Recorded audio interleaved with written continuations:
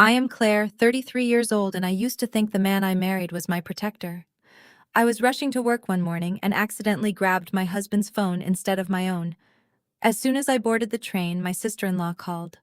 Before I could even say hello, she started screaming about a $150,000 wire transfer and reminding my husband to keep me distracted so I would not check my company bank accounts. Then she mentioned that someone named Monica needed private preschool tuition paid by Friday. I did not scream or cry. I simply tapped record on my Apple Watch. If you have ever believed the person sleeping next to you had your best interests at heart, you need to hear this. Let me know where you are watching from in the comments below. Hit like and subscribe to see how I legally dismantled an entire family of parasites and sent them straight to federal prison. Growing up, I learned that success requires relentless focus and unshakable boundaries. I built my data analytics firm from a tiny shared workspace into a highly profitable enterprise, occupying the 40th floor of a downtown Chicago high-rise. The morning started with my alarm failing to go off, setting a frantic pace for the rest of the routine. I rushed through my shower, threw on my tailored charcoal suit, and headed downstairs to the kitchen of our upscale brownstone. My husband Liam was standing by the marble island, meticulously crafting his morning pour over coffee. Liam is 35 years old and works as a mid-level manager at a corporate financial consulting firm. He always carries himself with an inflated sense of self-importance. At social gatherings, he loves to boast about his finance career while patronizingly referring to my thriving business as my cute little tech startup. He handed me a travel mug of coffee, but in my haste to check the location of my delayed rideshare, I bumped my elbow against the counter. Liam sighed heavily, grabbing a towel with an exaggerated display of patience. He told me I needed to slow down before I caused a real disaster. I mumbled an apology, wiped my hands, and reached for my phone resting next to the coffee maker. We both had the exact same matte black phone cases, a sleek matching set Liam had purchased for us just last month. Without looking twice, I shoved the black device into my coat pocket, kissed his cheek, and ran out the front door into the biting Chicago wind. I navigated the crowded sidewalks and hurried down the steps into the transit station. The train was packed with morning commuters, a sea of gray and black coats huddled together. I squeezed into a corner seat. I reached into my pocket to check my morning schedule. I pressed the power button, and instead of my company logo on the lock screen, a picture of Liam holding a golf club greeted me. I had grabbed his phone by mistake. I figured I would simply message him from my laptop once I reached the office and arranged to swap phones during my lunch break. I slipped the phone back into my hand, watching the city buildings blur past the train window. Suddenly, the device vibrated violently against my palm. The screen lit up with an incoming call. The caller displayed the name Rachel. Rachel is Liam's 31-year-old sister. She is deeply entitled, notoriously lazy, and constantly looking for handouts. She and her husband Trey were the ultimate opportunists. Trey is an African-American man who spends his days bragging about his grand vision to open an exclusive fine dining fusion restaurant. The only problem is that Trey has absolutely zero culinary background, no business plan, and completely empty pockets. They frequently begged Liam for financial favors, always expecting us to foot the bill for their lavish lifestyle choices. Figuring Rachel might be calling to complain about our upcoming family dinner arrangements, I swiped the green button to accept the call. I intended to quickly explain the phone mix-up and tell her to call my office line. I brought the speaker to my ear and opened my mouth to speak. Before a single sound could escape my lips, Rachel's shrill voice blasted through the receiver with frantic, aggressive energy. "Did you wire the $150,000 yet?" she demanded, completely skipping any normal greeting. "You need to hurry up. Trey is sitting at the commercial real estate broker's office right now. He is just waiting on the funds to clear so he can finally sign the lease for the restaurant space." I froze. My breath caught in my throat. $150,000. What on earth was she talking about? Rachel did not stop for breath. Her voice dropped to a conspiratorial hiss. "You better keep that idiot Claire distracted today. Take her out to dinner or buy her something shiny. Just do whatever it takes so she does not check her company operating accounts until the money is completely washed through Trey's business. You know exactly how psychotic she gets when she reviews the end-of-month ledgers. The train rattled loudly over the metal tracks. Oh, and before I forget, she continued casually. Monica texted me this morning. She said you need to send the money for the kids' private preschool tuition by Friday. She is threatening to call Claire directly if you do not pay up. You really need to keep your baby mama happy, Liam. We cannot risk everything blowing up right before the restaurant launch. I did not scream or cry or drop the phone. I simply raised my left wrist, tapped the record application on my Apple Watch, and silently ended the call. The train plunged into absolute darkness. My husband was a thief. I smiled. The train shot out of the dark tunnel into the bright morning light. I had 30 minutes left before my stop. I stared at the sleek black device, the screen locked, demanding a passcode. Liam changed it months ago, claiming his corporate security policy required a complex sequence. I closed my eyes and scanned through years of shared history. Liam was a creature of predictable habits. He lacked imagination for true security. I remembered the combination he used for his old athletic club locker when we first started dating. It was a simple sequence combining his mother Beatrice's birth month and the year he secured his first junior management position. I typed the 6 digits. The phone unlocked instantly, bypassing all security. Crossing this digital boundary would permanently obliterate the life I built over the last 10 years. But that life was already a carefully constructed illusion. As I opened his financial applications, my mind drifted to the Sunday dinners I endured with his family. Richard and Beatrice always treated me with a barely concealed layer of condescension. To them, my data analytics firm was a cute little startup, a temporary hobby to keep me busy until I assumed my proper role as a submissive wife. They praised Liam's mid-level finance job as the true pillar of our household. Beatrice would loudly commend him for carrying the financial weight of our marriage, ignoring the factual reality that my company generated 10 times his annual salary. Liam never corrected them. He simply soaked up their adoration, playing the role of the exhausted provider. Now I understood why he needed them to believe that false narrative. He was using my wealth to build an empire of lies. I scrolled past the text threads and tapped directly on his photo gallery app. The main grid was perfectly curated for public consumption. There were pictures of our recent anniversary dinner, photos of his weekend golf outings, and endless snapshots of his overpriced sports car. It was the flawless digital footprint of a loyal husband. But I knew how to look deeper.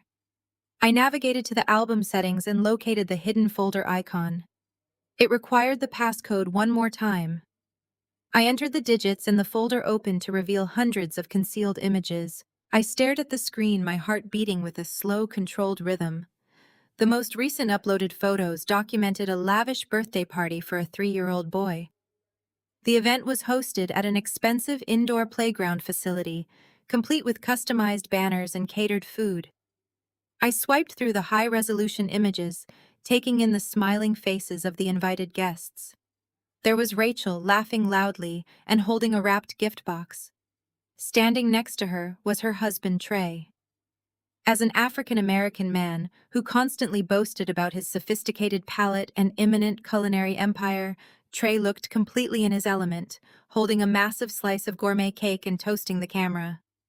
Trey did not even know how to sear a basic steak, yet he strutted around the expensive party, acting like a hospitality mogul. I swiped to the next photo. The breath left my lungs. Standing proudly by a mountain of expensive presents were my in-laws, Richard and Beatrice. Beatrice was glowing with an unrestrained joy I had never once seen her direct toward me. She was warmly hugging a young, attractive woman with long, dark hair. This had to be Monica. The exact woman who desperately needed my money to urgently pay for private preschool tuition. The woman who was threatening to expose the secret I was holding in the palm of my hand. I continued swiping, my finger moving methodically across the glass. I found numerous group shots, intimate candid moments, and heavily posed family portraits. They were all celebrating together. Rachel, Trey, Richard, Beatrice, Liam, and Monica. They looked exactly like a perfect happy family. They were smiling brightly, sharing inside jokes, and reveling in a luxurious life funded entirely by my grueling 80-hour work weeks and corporate success.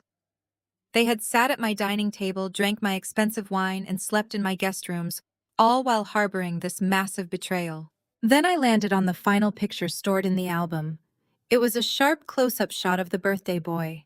He was wearing a tiny tailored suit sitting high up on Liam's broad shoulders. The boy was looking directly into the camera lens with absolute confidence. I zoomed in tightly on the child's small face. The physical resemblance was undeniable, an absolute biological certainty. He had Liam's exact strong jawline, the same distinct slope of his nose, and those familiar piercing eyes. The eyes I had looked into every night before falling asleep. The eyes of a man who had sworn absolute loyalty and promised a beautiful future. The boy was exactly 3 years old. That meant Liam had started this affair during the exact same period my company was navigating its toughest early expansion phase. While I was pulling endless all-nighters at the downtown office to secure our shared financial future, he was busy creating a totally secondary family behind my back. The train's automated voice announced my destination stop. I locked the phone screen and slipped the device back into my coat pocket. The absolute reality of the situation washed over me with crystal clear precision. The entire family knew all about the ongoing affair. They had welcomed his mistress with wide open arms. They had joyfully embraced his illegitimate child. Worst of all, they had happily conspired together to use my hard-earned money to fully fund this secret existence. They truly thought I was just a blind, obedient cash cow. They thought they could easily siphon away my wealth to finance Trey's fake restaurant and Monica's luxury lifestyle. I stood up slowly, smoothing the minor wrinkles from my dark charcoal suit. They had severely underestimated the woman they were actively stealing from. I stepped off the elevator onto the 40th floor marble, reflecting the morning sunlight pouring through the floor-to-ceiling windows. The reception area was already buzzing with my early morning staff, but I walked past them with a sharp nod projecting the image of a highly focused executive preparing for another aggressive fiscal quarter. I entered my corner office, shut the heavy oak door, and turned the deadbolt until it clicked solidly into place. I lowered the motorized blinds, plunging the expansive room into artificial twilight. I walked over to my custom glass desk and opened my secure laptop.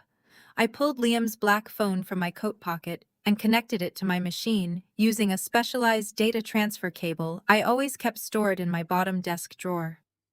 As the chief executive officer of a prominent data analytics firm, extracting hidden information was not just my daily profession, it was my absolute specialty. I initiated a deep system clone, backing up the entire hard drive directly to an offshore encrypted cloud server I maintained exclusively for sensitive corporate acquisitions. I watched the progress bar inch forward methodically, pulling every text message, every bank routing number, every hidden photograph, and every piece of location data Liam thought he had successfully erased. The progress bar reached 100%. The raw data was fully secured. I disconnected the device. I opened the newly created digital archive on my high-resolution laptop monitor. I needed to see the full scope of their massive financial conspiracy. I bypassed the highly predictable messages with his mistress and navigated straight to the text threads between Liam and his mother. Beatrice had always played the role of the traditional, morally upright matriarch who judged everyone around her. I clicked on her message history and scrolled back through the past 6 months of their daily communication. The level of cold calculation in her written words was completely staggering. They deeply discussed my grueling work schedule, specifically monitoring when I would be exhausted enough to slip up on reviewing our joint personal finances. They mocked my absolute dedication to the very company that was actively funding their luxurious lifestyle. Then I found the exact message that solidified my new mission.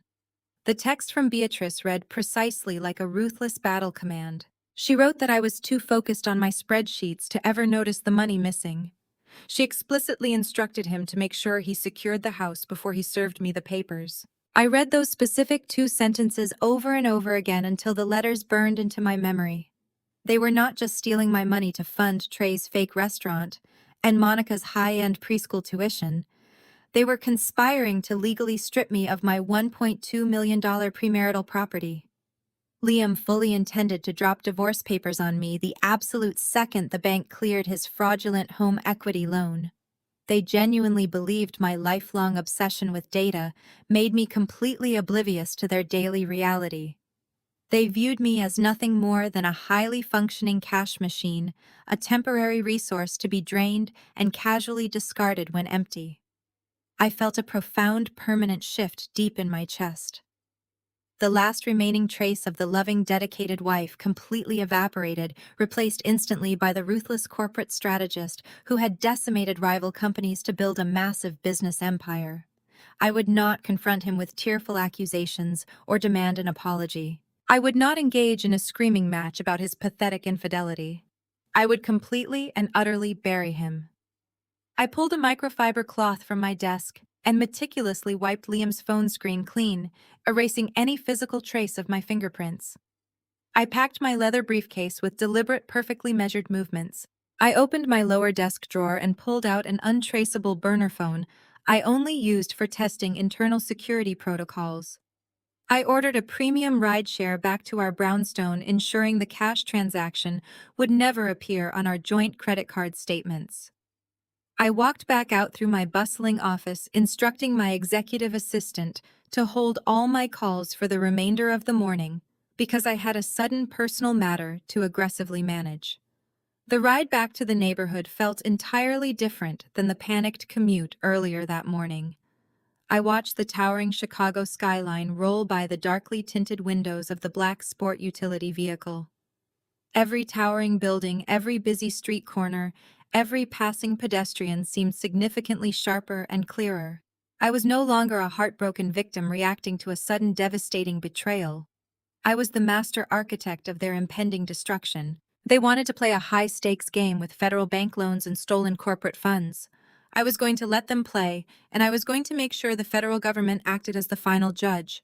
The vehicle pulled up to the curb directly outside our immaculate brownstone. I paid the driver in physical cash and walked up the concrete front steps with absolute unwavering confidence. I slid my metal key into the brass lock, turning it completely silently. I pushed the heavy door open just as Liam came rushing down the main hardwood staircase. He was frantically patting down the deep pockets of his expensive wool winter coat, muttering under his breath, his face completely pale and tight, with rapidly rising panic as he looked around. He was desperately searching for the digital device that contained the detailed blueprints to his hidden secret life. I stood perfectly still in the grand foyer, quietly watching his pathetic display of terror unfold before me. I held the black phone up in my right hand, making sure the morning light caught the smooth edge of the protective case. I looked directly into his panicked, wide-open eyes and let a perfect, warm, loving smile spread across my face. "You left this on the counter, honey." Liam froze for a fraction of a second, his chest heaving as the raw terror slowly drained from his face. A heavy breath escaped his lungs. He snatched the phone from my hand with a speed that betrayed his internal panic. Then he caught himself, forced his shoulders to relax, and pulled me into a tight embrace. He pressed a kiss to my forehead, unaware that he was holding a woman who had just downloaded the entire blueprint of his deceit. He chuckled nervously, sliding the device into his suit pocket. He told me I was a lifesaver and that he thought he had lost his mind trying to find it. I maintained my perfectly crafted smile, adjusting his tie with the affection of a devoted wife. I told him to have a wonderful day at the office. He walked out the door, believing his secret world was completely secure. 3 days later, that same nauseating charade continued at an exclusive Chicago steakhouse. Liam insisted we treat his family to a weekend dinner to celebrate Trey securing the commercial lease for his new business venture. I knew exactly where the funds for that lease originated, but I played my part flawlessly. The restaurant was a dimly lit sanctuary of dark mahogany, expensive leather booths, and crystal chandeliers. We were seated at a large round table right in the center of the main dining room. I sat quietly sipping my sparkling water and observed the parasites gathered around me. Richard and Beatrice sat across from us, exuding an unearned sense of superiority. Rachel sat next to Trey, dripping in designer jewelry she could not afford on her own salary. Beatrice leaned over her menu, her eyes scanning my tailored navy blue blazer with disdain. She let out a soft, theatrical sigh designed to capture the attention of the entire table. She announced loudly that women running companies just lose their feminine touch. She shook her head and declared to the group that they should all thank God Liam is the real provider of our household. The sheer audacity of her statement hung in the air.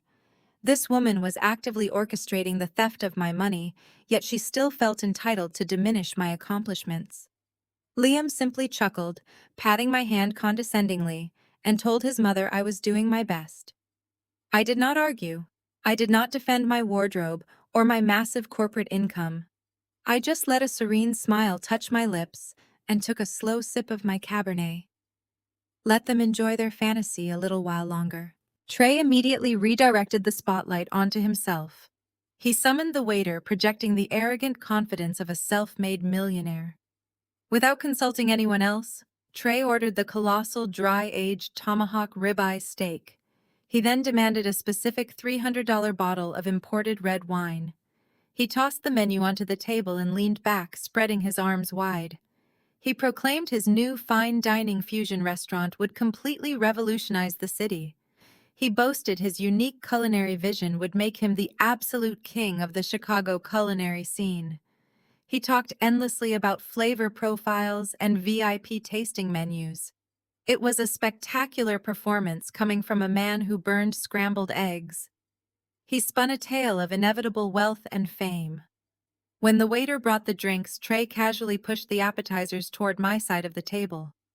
He fully expected me to pick up the check exactly as I had done for every family gathering over the past 5 years. He was dining like a king on the stolen dime of the very woman he was actively betraying. I watched them feast. They devoured the expensive meat and drank the premium wine with ravenous enthusiasm. Rachel loudly discussed the expensive interior decor she planned to purchase for the restaurant. Richard and Beatrice nodded along, offering useless business advice gleaned from television shows. Liam played the benevolent patriarch, offering Trey encouraging words about commercial entrepreneurship. It was a grotesque display of collective delusion. They were eating my money, celebrating the theft of my funds, and laughing in my face. My heart rate remained completely steady. The burning anger from the train had solidified into a block of absolute ice. The dinner stretched on for 2 agonizing hours. Finally, the waiter approached our table carrying a black leather folder. As expected, Liam made no move to reach for it. Trey was conveniently looking the other way, engrossed in a story about future Michelin stars. Beatrice and Richard were busy admiring the dessert menu. I reached across the tablecloth and pulled the folder toward me. I opened it and glanced at the bottom line. The total came to exactly $1,200. It was an astronomical amount for a weekend dinner, but it was a drop in the bucket compared to what they were attempting to steal from my future. I pulled my corporate card from my wallet and placed it neatly over the receipt. The waiter nodded and walked away to process the transaction. As I waited for the receipt to be returned, a distinct vibration pulsed against my thigh. I reached into my purse and pulled out my personal phone. It was not a text message or a standard email notification. It was a specialized security alert. Yesterday, I had carefully and secretly installed a highly sophisticated spyware program onto Liam's personal laptop while he showered. I needed absolute visibility into his digital movements at home during this critical phase. The flashing alert indicated that a new document had just been downloaded onto his hard drive. I tapped the notification, entering my security key to view the intercepted data logs. The file name appeared in stark white letters against the dark background of the tracking application. He had just successfully downloaded a PDF document titled Second Mortgage Application. I stared at the harsh glowing text on my screen for a long moment. The trap was rapidly closing. The drive back from the steakhouse was a masterclass in psychological endurance. Liam held my hand in the back of the luxury sedan, his thumb tracing soothing circles over my knuckles, while his mind undoubtedly calculated the exact timeline of my financial ruin. I played the exhausted executive perfectly. I rested my head against the cool leather seat, claiming the heavy dinner and the expensive wine had finally caught up with my demanding work schedule. We entered our brownstone, and within 45 minutes, the steady rhythmic sound of Liam breathing heavily filled our master bedroom. He was in a deep sleep, completely sedated by the sheer arrogance of his own perceived brilliance. I slipped out from under the heavy down comforter, my bare feet silent against the hardwood floor. I bypassed the main hallway and moved silently into my private home office. I closed the solid oak door behind me, ensuring the locking mechanism did not click loudly. I did not turn on the overhead lights. The only illumination came from the sharp blue glow of my secure laptop screen as I booted up the system and accessed the remote spyware dashboard. The intercepted file was waiting for me in the secured digital vault. I opened the document titled Second Mortgage Application. The sheer audacity of the paperwork practically burned my eyes. Liam had initiated a massive equity extraction against our primary residence. But this was not just any shared property. This brownstone was my exclusive premarital asset, a $1.2 million estate I had purchased entirely with my own corporate dividends 3 years before Liam ever placed a ring on my finger. He had no legal claim to the deed. Yet there, on the second page of the digital document, was a meticulously forged signature. My signature. He had flawlessly replicated my handwriting to illegally add his name to the property title and apply for a massive $500,000 cash-out refinance. He was attempting to pull $500,000 of hard liquid cash straight from the walls of the home I built. My eyes scanned the incredibly detailed loan disbursement instructions. He was not just stealing the funds.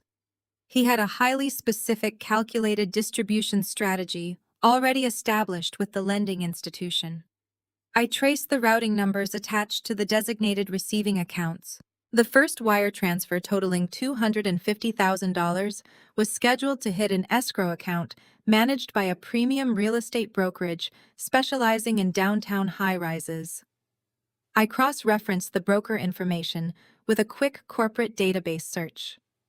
The funds were locked in as a massive down payment for a luxury penthouse condo in one of the most exclusive zip codes in the city.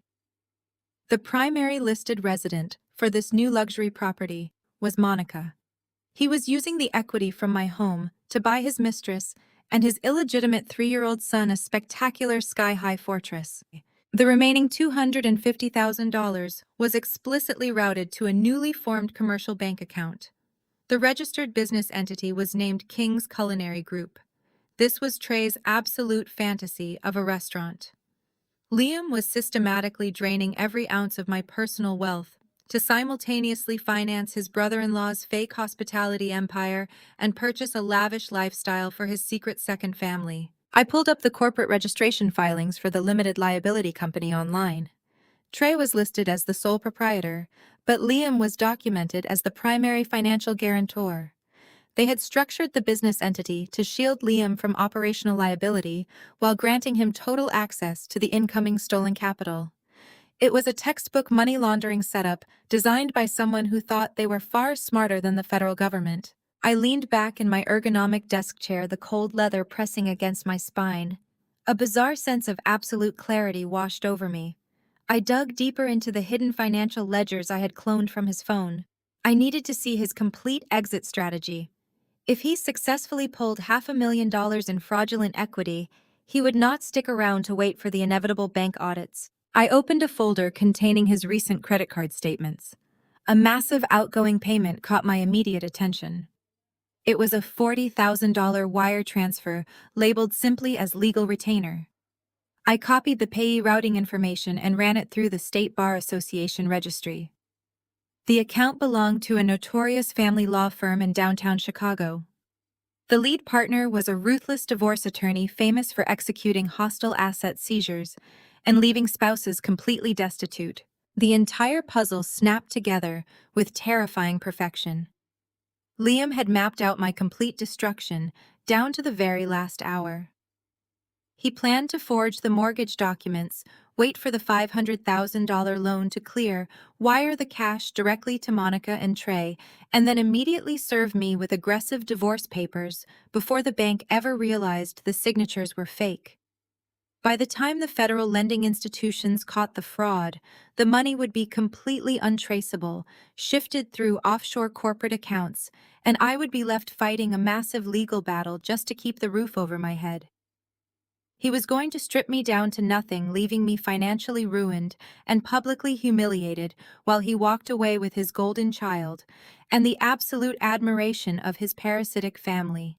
He truly believed I would just roll over and accept total defeat. He assumed the shock of the affair and the sudden financial collapse would leave me completely paralyzed. In his mind, I was just a naive workaholic who would blindly sign away my entire life out of sheer panic and emotional devastation. I stared at the glowing screen, my hands resting perfectly still on the glass desk. The sheer magnitude of his betrayal was no longer just hurtful. It was insulting to my intelligence. He genuinely thought a woman who built a multi-million-dollar data empire could be dismantled by a mid-level financial consultant wielding a forged loan document. He thought he was playing chess, but he did not even realize he was already a pawn on my board.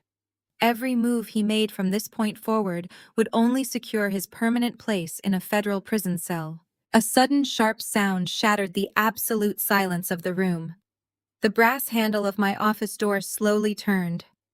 The heavy oak hinges let out a low, agonizing creak that echoed loudly in the dark space. I instantly minimized the financial applications, leaving only a blank spreadsheet open on the monitor. The door swung open, casting a long, distorted shadow across the hardwood floor. Liam stood perfectly still in the doorway, his tall frame blocking the hallway light. He was wearing his gray sweatpants, rubbing his eyes and squinting into the dark room. He shifted his weight, his voice rough and groggy from sleep. "What are you doing up so late, babe?" I kept my hands completely steady, letting my fingers glide effortlessly across the trackpad. With a swift, practiced motion, I swiped away the secure desktop environment and brought my dummy spreadsheet to the forefront of the glowing monitor. I turned my head slowly, letting a soft, apologetic smile touch my lips. "Just finalizing some tax reports," I whispered, keeping my voice gentle and perfectly pitched to match the quiet atmosphere of the late-night house. "You know how aggressive the board gets right before the end of the fiscal quarter. I just wanted to get ahead of the revenue projections before my morning meetings." Liam leaned against the wooden doorframe, rubbing the back of his neck. He let out a dramatic, sympathetic sigh, playing the role of the deeply concerned partner to absolute perfection. He walked up behind my chair, placing his heavy hands on my shoulders and kneading the tense muscles there. "You work way too hard, Claire," he murmured, kissing the top of my head. "The company will survive if you get a full 8 hours of sleep. Come back to bed. You are going to burn yourself out at this rate." The sheer hypocrisy of his words made my stomach churn. He was actively standing over my shoulder, pretending to care about my physical well-being, while simultaneously orchestrating a plot to steal $500,000 and leave me homeless. I closed the laptop with a soft click, stood up, and leaned into his chest. I wrapped my arms around his waist, resting my cheek against the soft cotton of his shirt. "You are right," I said softly. "Let us go to sleep." I walked back down the dark hallway with the man who was actively plotting my total destruction.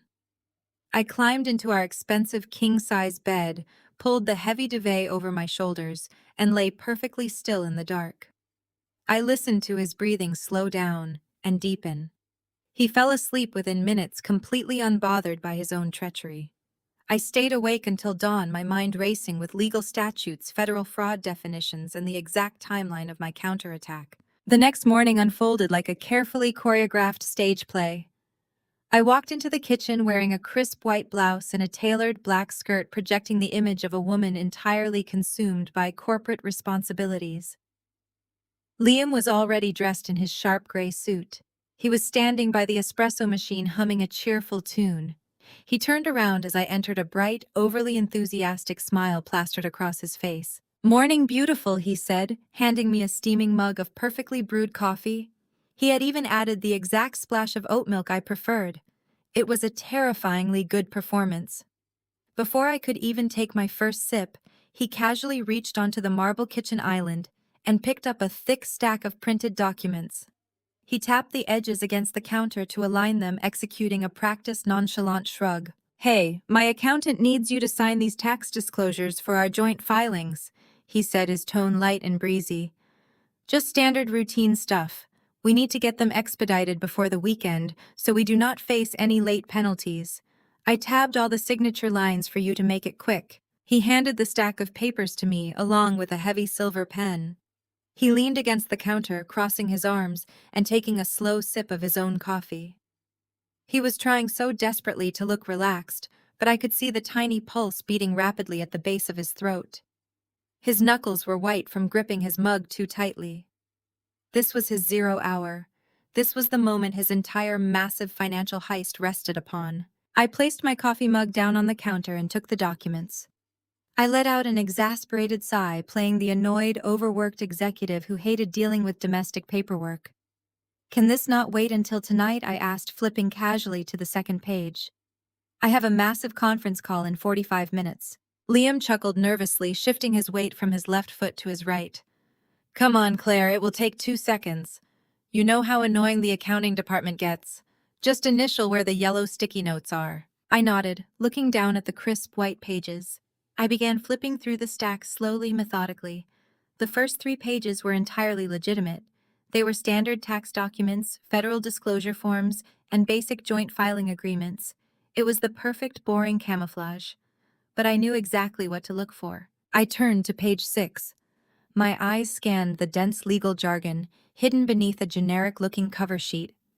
My heart turned to absolute ice. There it was, buried right in the middle of the stack. A sweeping, comprehensive power of attorney document. If I signed it, I would be legally granting him total unrestricted control over my personal assets, my business holdings, and my bank accounts. I kept my facial expression completely blank, portraying utter boredom as I flipped to page 8. The audacity of this man was breathtaking. Sitting right behind the power of attorney was the signature page for the massive home equity loan application. It was the final authorization required by the bank to pull $500,000 in cash directly out of the equity of my premarital brownstone. The exact funds he planned to wire to Trey's fake restaurant and Monica's luxury real estate broker. He was standing 2 feet away from me, casually drinking his coffee, waiting for me to legally hand him the weapon he would use to execute me. He thought my corporate exhaustion would blind me to the fine print. He thought I was just a rich, gullible fool. I reached the final page. Liam stepped closer, pointing his finger directly at the bottom line marked by a bright yellow sticky note. "Just right there at the bottom," he said, his voice cracking ever so slightly. "And then one more initial on the previous page." I gripped the heavy silver pen in my right hand. The weight of the metal felt grounding. I did not rush. I let the silence in the kitchen stretch out for 5 agonizing seconds. I wanted him to sweat. I wanted him to feel the excruciating tension of the moment. I slowly lifted my head and looked Liam dead in the eye. His smile wavered slightly, a microscopic flash of sheer terror passing behind his dark pupils. He was holding his breath, waiting to see if his entire house of cards was about to collapse. I held his gaze with a look of absolute unwavering affection. Then I pressed the ink to the paper. I did not sign my actual name. To the untrained eye, the looping cursive across the bottom of the home equity loan and the power of attorney document looked exactly like my standard corporate signature. But it was a meticulously crafted fake. 4 years ago, when my company was finalizing a highly sensitive merger, my corporate security team brought in a former federal forensic handwriting expert.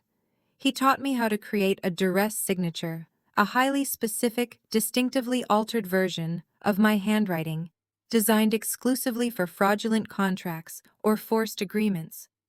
I altered the sharp angle of the capital C, disconnected the fluid loop of the lowercase l, and completely changed the pressure mapping on the final lettering. Any certified forensic document examiner would take one glance under high magnification and instantly declare it a forgery. It is legally provable as a fraudulent signature in any federal court in the United States. I initialed the yellow sticky notes and signed the final page with this exact, heavily flawed script. I handed the thick stack of papers back to Liam. He took the documents from my hand. I watched his chest rise and fall as he quickly flipped to the back page to verify the dark blue ink. A massive, visible wave of relief washed over his entire body. The tight lines of anxiety around his mouth instantly vanished. He beamed at me, leaning in to kiss my cheek with profound enthusiasm. He told me I was the best, and that he would drop these off with the accountant before his morning stand-up meeting.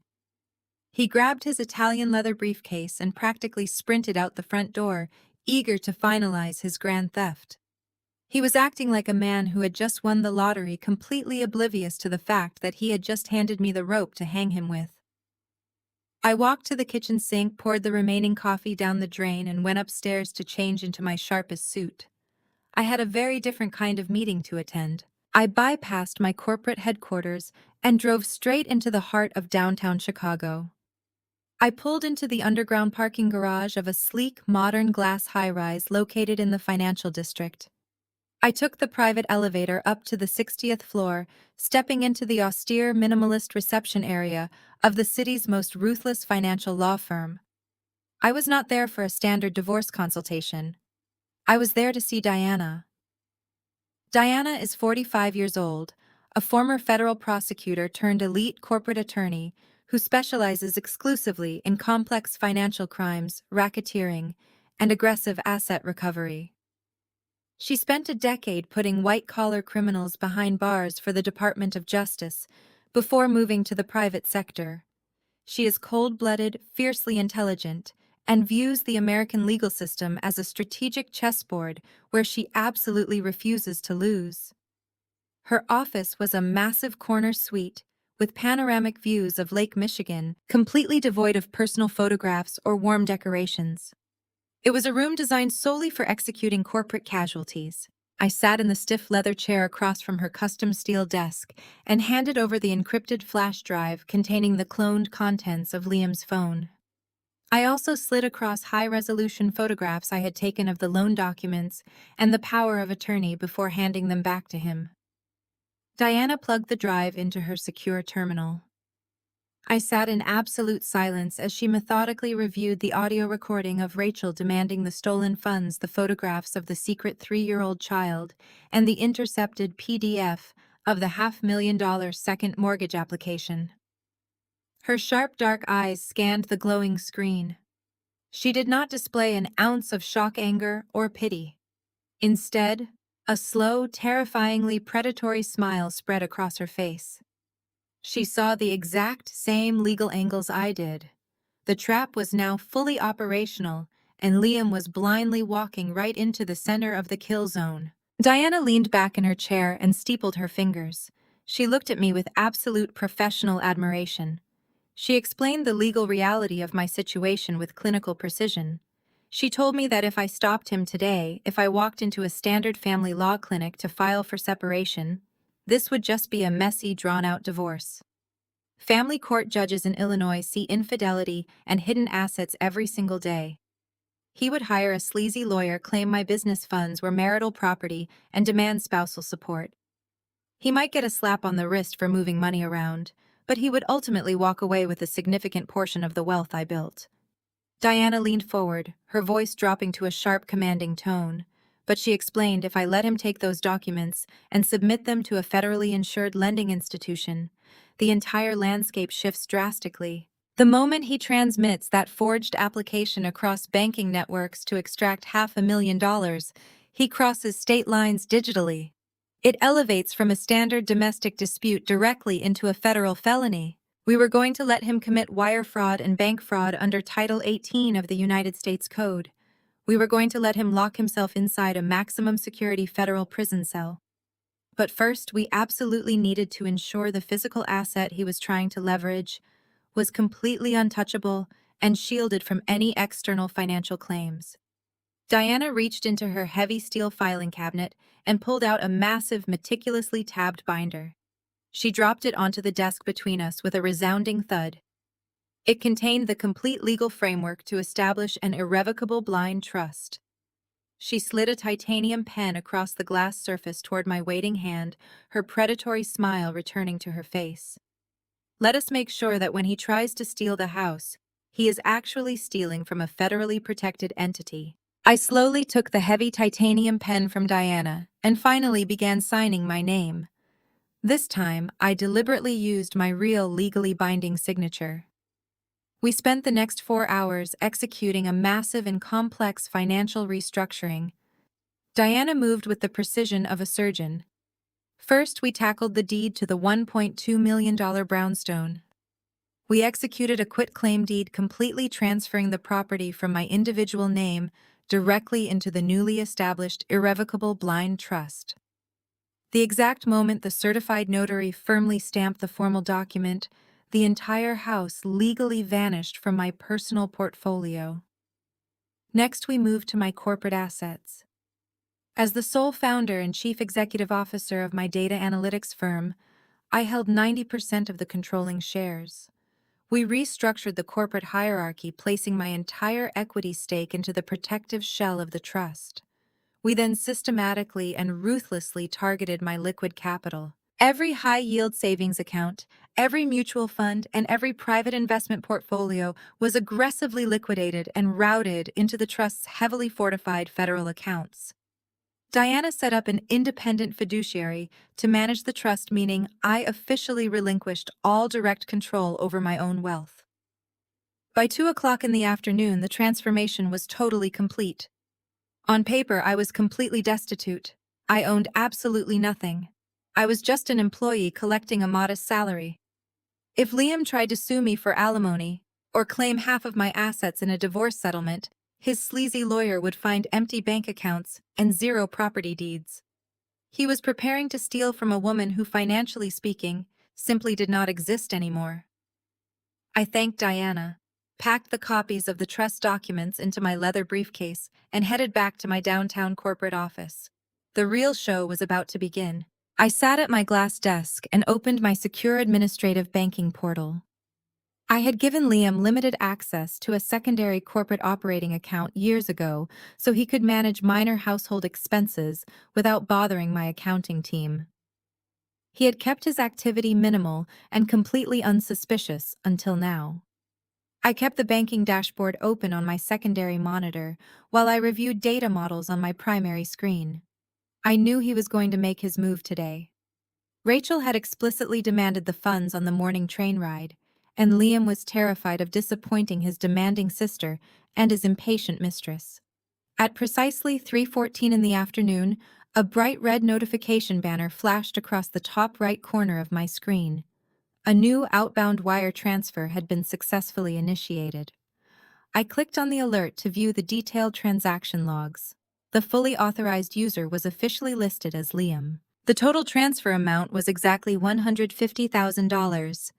The designated receiving account belonged to King's Culinary Group, the fraudulent limited liability company, registered entirely to my brother-in-law Trey. I watched the status indicator shift from pending to processing, and finally to completed. The funds were gone. He had actually done it. He had crossed the line from a cheating, deceitful husband into a literal corporate embezzler. He had just stolen federal funds across state lines to finance a fake fine dining fusion restaurant for a man who possessed absolutely 0 culinary skills. My chest swelled with a dark, triumphant energy. He took the bait perfectly. Any normal business owner would immediately panic, freeze the accounts, and call their spouse screaming about the missing money. I did the exact opposite. I picked up my office phone and dialed the direct emergency line for my corporate banking liaison. I identified myself using my secure merchant codes and informed the bank representative that I had just detected a massive unauthorized wire transfer originating from a compromised access point. I explicitly instructed the bank not to reverse the transaction or alert the recipient. Instead, I formally requested that they flag the compromised operating account as a designated honeypot for an ongoing internal fraud investigation. The bank immediately locked down the account architecture, placing specialized tracking tags on the outgoing routing numbers. But I was not finished. My next call was to the regional office of the Internal Revenue Service Criminal Investigation Division. Using the legal framework Diana had prepared for me earlier that morning, I filed an official corporate fraud report.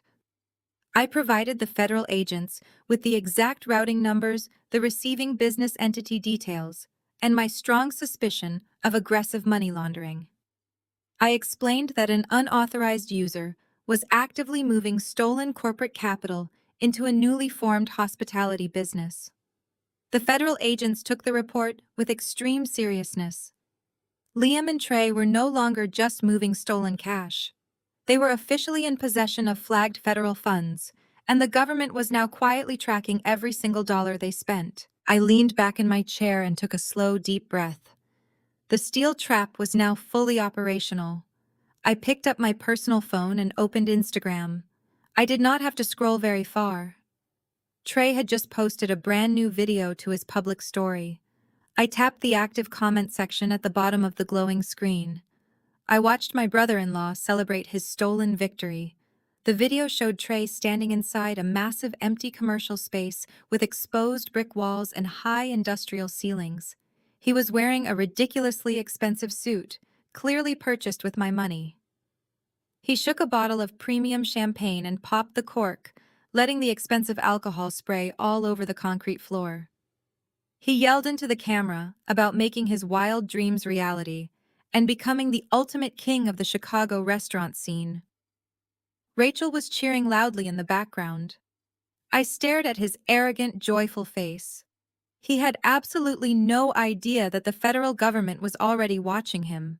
My fingers flew across the digital keyboard with absolute precision. I typed my message. "So proud of you, Trey. Big things coming." I pressed send and placed my phone down on the heavy glass desk. The digital snare was perfectly set for my husband and his arrogant brother-in-law. They were currently celebrating a monumental victory, completely oblivious to the federal tracking tags attached to every single dollar they spent. Now I needed to focus on the final piece of this pathetic puzzle. I needed Monica. The bank fraud and wire fraud charges would easily destroy Liam and Trey forever. However, I wanted to ensure the mistress who knowingly participated in the theft of my premarital assets faced absolute ruin alongside them in a federal courtroom. I required direct evidence of her active complicity in this scheme. If I could fully prove she knew the funds were illegally extracted from my personal wealth, federal prosecutors would eagerly drag her into the grand jury indictment. I reached out to a private investigator named Gavin, a former intelligence officer known for absolute discretion and ruthless efficiency.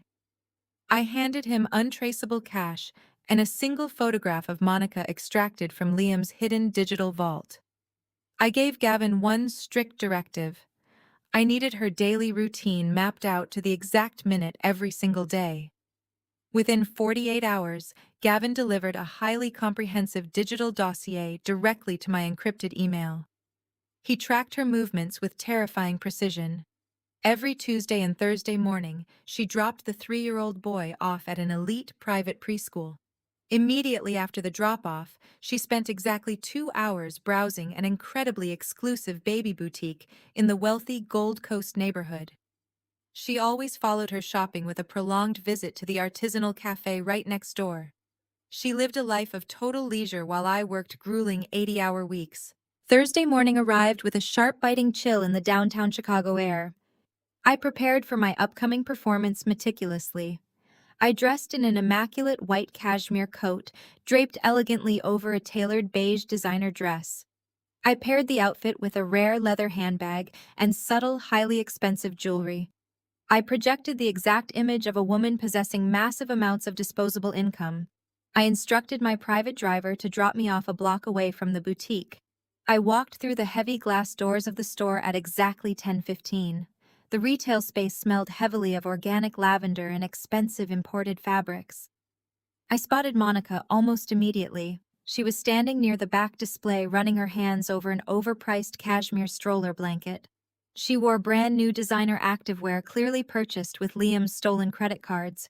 I approached her slowly, pretending to browse an adjacent rack of imported infant clothing. I picked up a small silk sweater and held it up to the light. I turned to Monica with a polite, sophisticated smile and initiated a casual conversation. I complimented her impeccable fashion sense and asked if she knew whether the silk garments held up well in the wash. She eagerly engaged, visibly flattered that a wealthy woman was asking for her personal advice. Within 5 minutes, we were chatting like old friends. I shifted the narrative, introducing myself as an independent angel investor. I told her I specialized in funding entrepreneurial mothers who wanted to launch luxury lifestyle brands. I watched her dark eyes widen with pure greed. She practically vibrated with excitement. She immediately started talking about her lifelong dream of designing a high-end children's clothing line. She practically begged me to join her for coffee next door to discuss her brilliant business concepts. I graciously accepted her invitation. We walked into the bustling cafe and secured a quiet, isolated table in the far corner. I ordered a simple black espresso. She ordered a highly complicated iced vanilla latte. I placed my designer handbag squarely on the table between us. I had already activated the recording application on my phone, leaving the microphone perfectly positioned near the slightly open zipper. The device was actively capturing every single sound in pristine 4K audio. I leaned forward, resting my elbows on the table, projecting intense professional interest. I guided the conversation with surgical precision. I asked her about her background, her lifestyle, and how she planned to fund the initial startup costs for her proposed brand before securing outside investment. She took the bait with astonishing arrogance. She leaned close, completely eager to impress a potential wealthy benefactor. She boasted about her incredibly successful partner, painting a picture of a man who controlled massive amounts of capital. She said her boyfriend was a top-tier finance executive who managed huge portfolios. I raised an eyebrow, feigning impressed curiosity. I asked her if her wealthy boyfriend was willing to finance her new business venture. She let out a loud, confident laugh, waving her manicured hand dismissively. She said he would give her anything she wanted. She leaned even closer across the small table, her voice dripping with smug superiority. She told me she did not need to worry about startup capital because a massive influx of cash was already on the way. She looked me right in the eyes and delivered the exact confession I needed. He is divorcing his workaholic wife, Monica boasted, proudly stirring her iced latte with her green plastic straw. He is taking equity out of her oversized mansion to buy me a penthouse next month. He says she is completely clueless about money, so she will not even notice the cash is gone until the ink on the divorce papers is already dry. I kept my expression perfectly composed. The recording app inside my bag captured every single syllable of her malicious confession. She had just admitted to possessing advanced knowledge of a federal bank fraud scheme.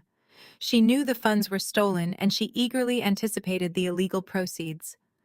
I looked at her perfectly styled hair and naive smile. Wow, she must be really stupid to let him do that to her, I replied with a smile. Monica laughed, tossing her dark hair. She agreed with my assessment of the clueless wife. We finished our coffees, and I promised to review her fictional business plan once drafted. I stood up, retrieved my handbag holding the damning recording, and walked into the brisk Chicago air.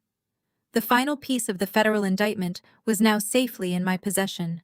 3 days later, I was standing in the foyer of my brownstone sorting the afternoon mail.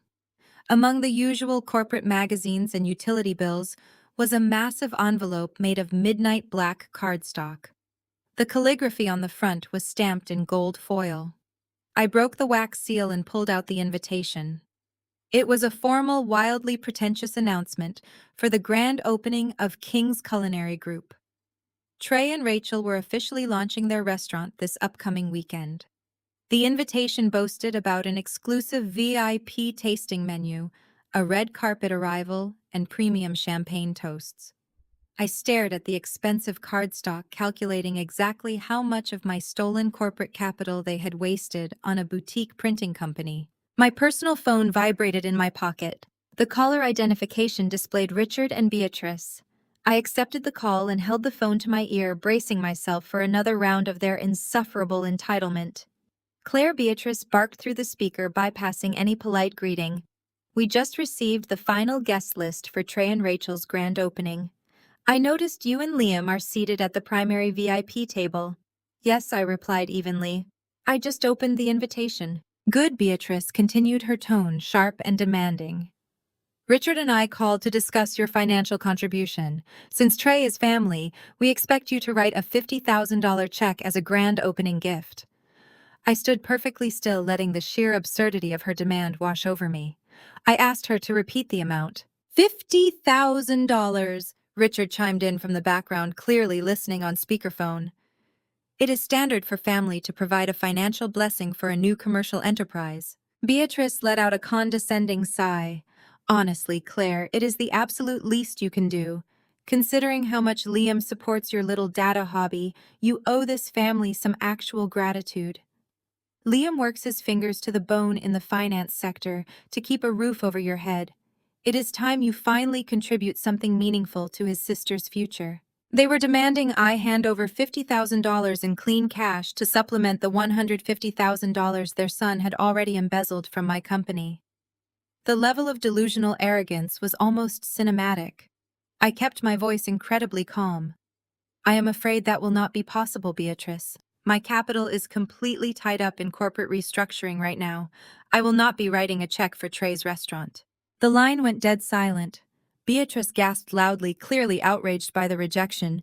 You selfish, ungrateful girl, she hissed. I am calling Liam right now. She slammed the phone down. I walked into the kitchen, poured myself a glass of sparkling water, and waited. The fallout took exactly 4 hours to arrive. The front door burst open at 6 o'clock in the evening. Liam stormed into the house, slamming the heavy oak door so hard the framed mirrors in the hallway rattled. He marched directly into the kitchen. His face was flushed red with absolute fury. His tie was loosened and his briefcase hit the marble island with a violent thud. He pointed a shaking finger directly at my face. "What is wrong with you?" he screamed, his voice echoing off the high ceilings. "My mother just called me in tears. She said you disrespected her and flat out refused to help Trey and Rachel with their opening." I remained seated on the velvet bar stool. "I told your mother I do not have $50,000 in liquid cash to hand out as a party favor, Liam. That is not disrespect. That is a financial reality." Liam slammed his hands down on the countertop, leaning over the marble to intimidate me. "You are completely unbelievable," he yelled, launching into a textbook gaslighting routine. "You make everything about you and your stupid spreadsheets.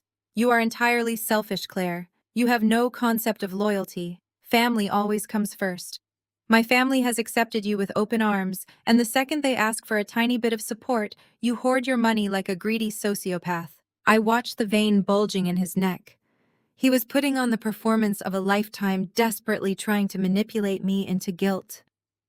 He needed that $50,000 because his offshore money laundering scheme was running into friction, and Trey was burning through the stolen cash faster than anticipated.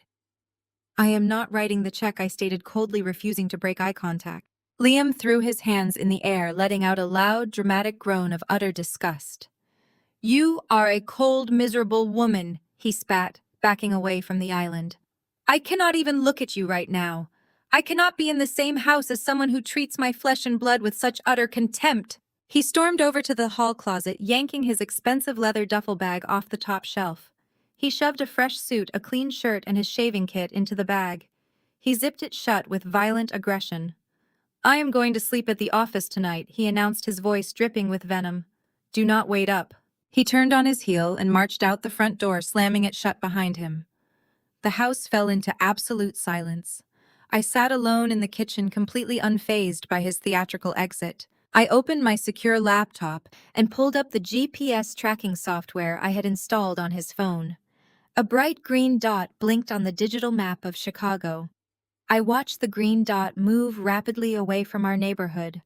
It did not head toward the financial district where his corporate office was located. It did not go anywhere near his office building. Instead, the green dot traveled straight up the highway, exiting near the Gold Coast. It moved steadily down the luxury residential block and came to a complete stop right outside a familiar high-rise building. I smiled, closing my laptop. He had gone straight to Monica's apartment. The trap was now fully operational and executing flawlessly. This was exactly what Diana and I had planned. Perfect. The following 48 hours moved with the lethal precision of a ticking time bomb. I did not confront Liam about his night at Monica's apartment. Instead, I drove straight back to the financial district the very next morning. Diana sat behind her massive steel desk, But this time she was not alone. Two men in sharp, unassuming gray suits sat in the leather chairs opposite her. They introduced themselves firmly as special agents from the Federal Bureau of Investigation and the Internal Revenue Service Criminal Investigation Division. The trap I had laid was no longer just a private corporate matter. It had officially escalated into a massive federal operation. Diana handed me a thick, redacted file. The agents confirmed that my flagged honeypot account had successfully triggered every single federal alarm in their system. The funds had bounced from my corporate operating account across state lines through a flagged routing server before finally landing in Trey's commercial business account. That constituted textbook wire fraud and aggressive money laundering.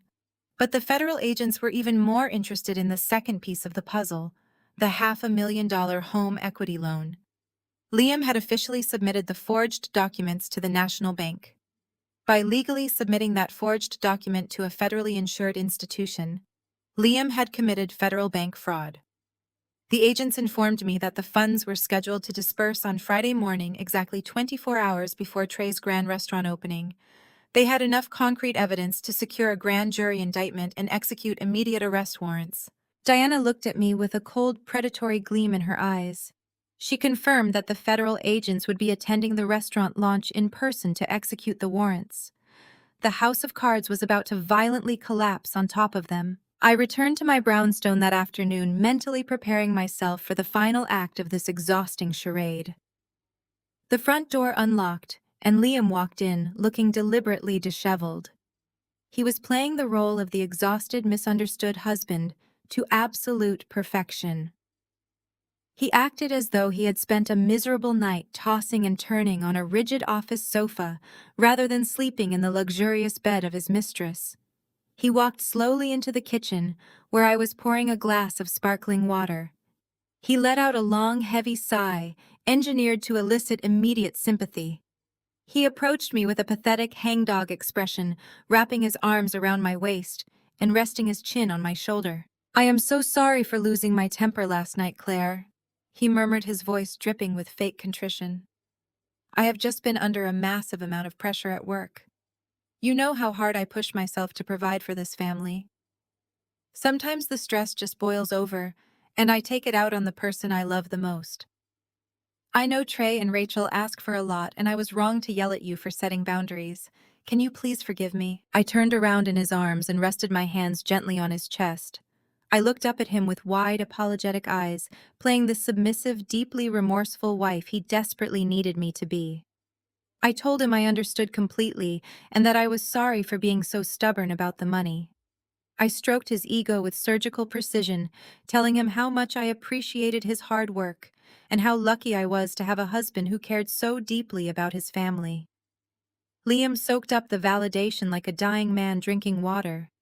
A smug, triumphant smile briefly flashed across his face before he masked it with renewed affection. He kissed my forehead and stepped back casually, adjusting his shirt cuffs. "By the way," he added, keeping his tone incredibly light and breezy, "my bank finally approved some new financial restructuring I have been working on for our portfolio. We are about to see a massive influx of liquidity. Once the dust settles in a few weeks, I want to take you on a romantic vacation. Just the two of us, maybe a month in Italy or the south of France. We deserve a break from all this chaos." The sheer audacity of his lie was almost poetic. He was talking about the $500,000 fraudulent mortgage clearing. He was using the promise of a lavish European vacation to keep me completely docile while he prepared to serve me with aggressive divorce papers and leave me entirely bankrupt. I smiled warmly, telling him that a trip to Italy sounded like an absolute dream. He kissed me one last time before heading upstairs to shower off the scent of his mistress. With Liam successfully placated, I had one final task to complete before the grand opening. I drove my car to the Magnificent Mile, navigating the bustling sidewalks until I reached the most exclusive designer boutique in the city. I bypassed the racks of conservative business suits and neutral evening wear. I was not attending this event as a corporate executive or an obedient spouse. I was attending as an executioner. I walked directly to the formal wear section and pulled a stunning floor-length silk dress from the display. It was not a subtle color. It was a deep, striking, unapologetic blood red. I stepped into the private fitting room and zipped the dress up. The garment hugged my frame perfectly, radiating absolute power and total control. It was a dress specifically designed to command the entire room, a stunning dress that demanded absolute attention and offered zero apologies. I purchased the expensive garment in physical cash to ensure absolute secrecy and carried the heavy black garment bag all the way back to my waiting vehicle. I hung the beautiful red dress carefully in my private closet, running my fingers over the smooth silk one last time. It was the perfect outfit for a slaughter. The evening of the grand opening arrived, bringing an electric current that crackled in the air of our brownstone. I stood perfectly still in front of my vanity mirror, studying my reflection with the cold detachment of a general. The blood-red silk dress draped flawlessly across my frame. It was a garment woven from pure defiance, catching the ambient light with every subtle movement. I held a tube of deep crimson lipstick, tracing the sharp outline of my lips with absolute surgical precision. There was no room for error tonight, not a single smudged edge. My appearance had to project an impenetrable armor of absolute control. Down the hallway, the heavy footsteps of my husband echoed. Liam paced frantically back and forth in his tailored black tuxedo, adjusting his silver cufflinks and checking his expensive watch every 10 seconds. He was vibrating with adrenaline and unearned pride. He felt invincible today. The fraudulent $500,000 home equity loan had officially cleared the banking systems that very morning, completely validating his disastrous delusion of supreme intelligence. In his mind, he had successfully conquered the world. He had secured the luxury penthouse for his hidden mistress, financed his brother-in-law's fake culinary empire, and outsmarted his wealthy wife. He thought he was walking into a coronation. He had no idea he was marching to his execution. Claire, we are going to hit heavy downtown traffic if we do not leave in exactly 4 minutes, Liam yelled from the top of the staircase, his voice tight with nervous energy. Trey wants us there early for the exclusive VIP red carpet photos. You know how important this is for my family's legacy. Hurry up. I ignored his frantic demands and turned to the sleek marble vanity top. Resting right next to my jewelry box was a thick, heavy manila envelope. This envelope was the ultimate culmination of my grueling 80-hour work weeks and my relentless forensic investigation. I opened the metal clasp and reviewed the destructive contents one final time to ensure absolute perfection. First was a stack of glossy photographs extracted directly from his hidden digital vault. The images vividly depicted the secret 3-year-old birthday party. Liam, his mistress, Monica, Rachel, Trey, Richard, and Beatrice, all smiling radiantly around a child who shared my husband's exact genetic facial structure.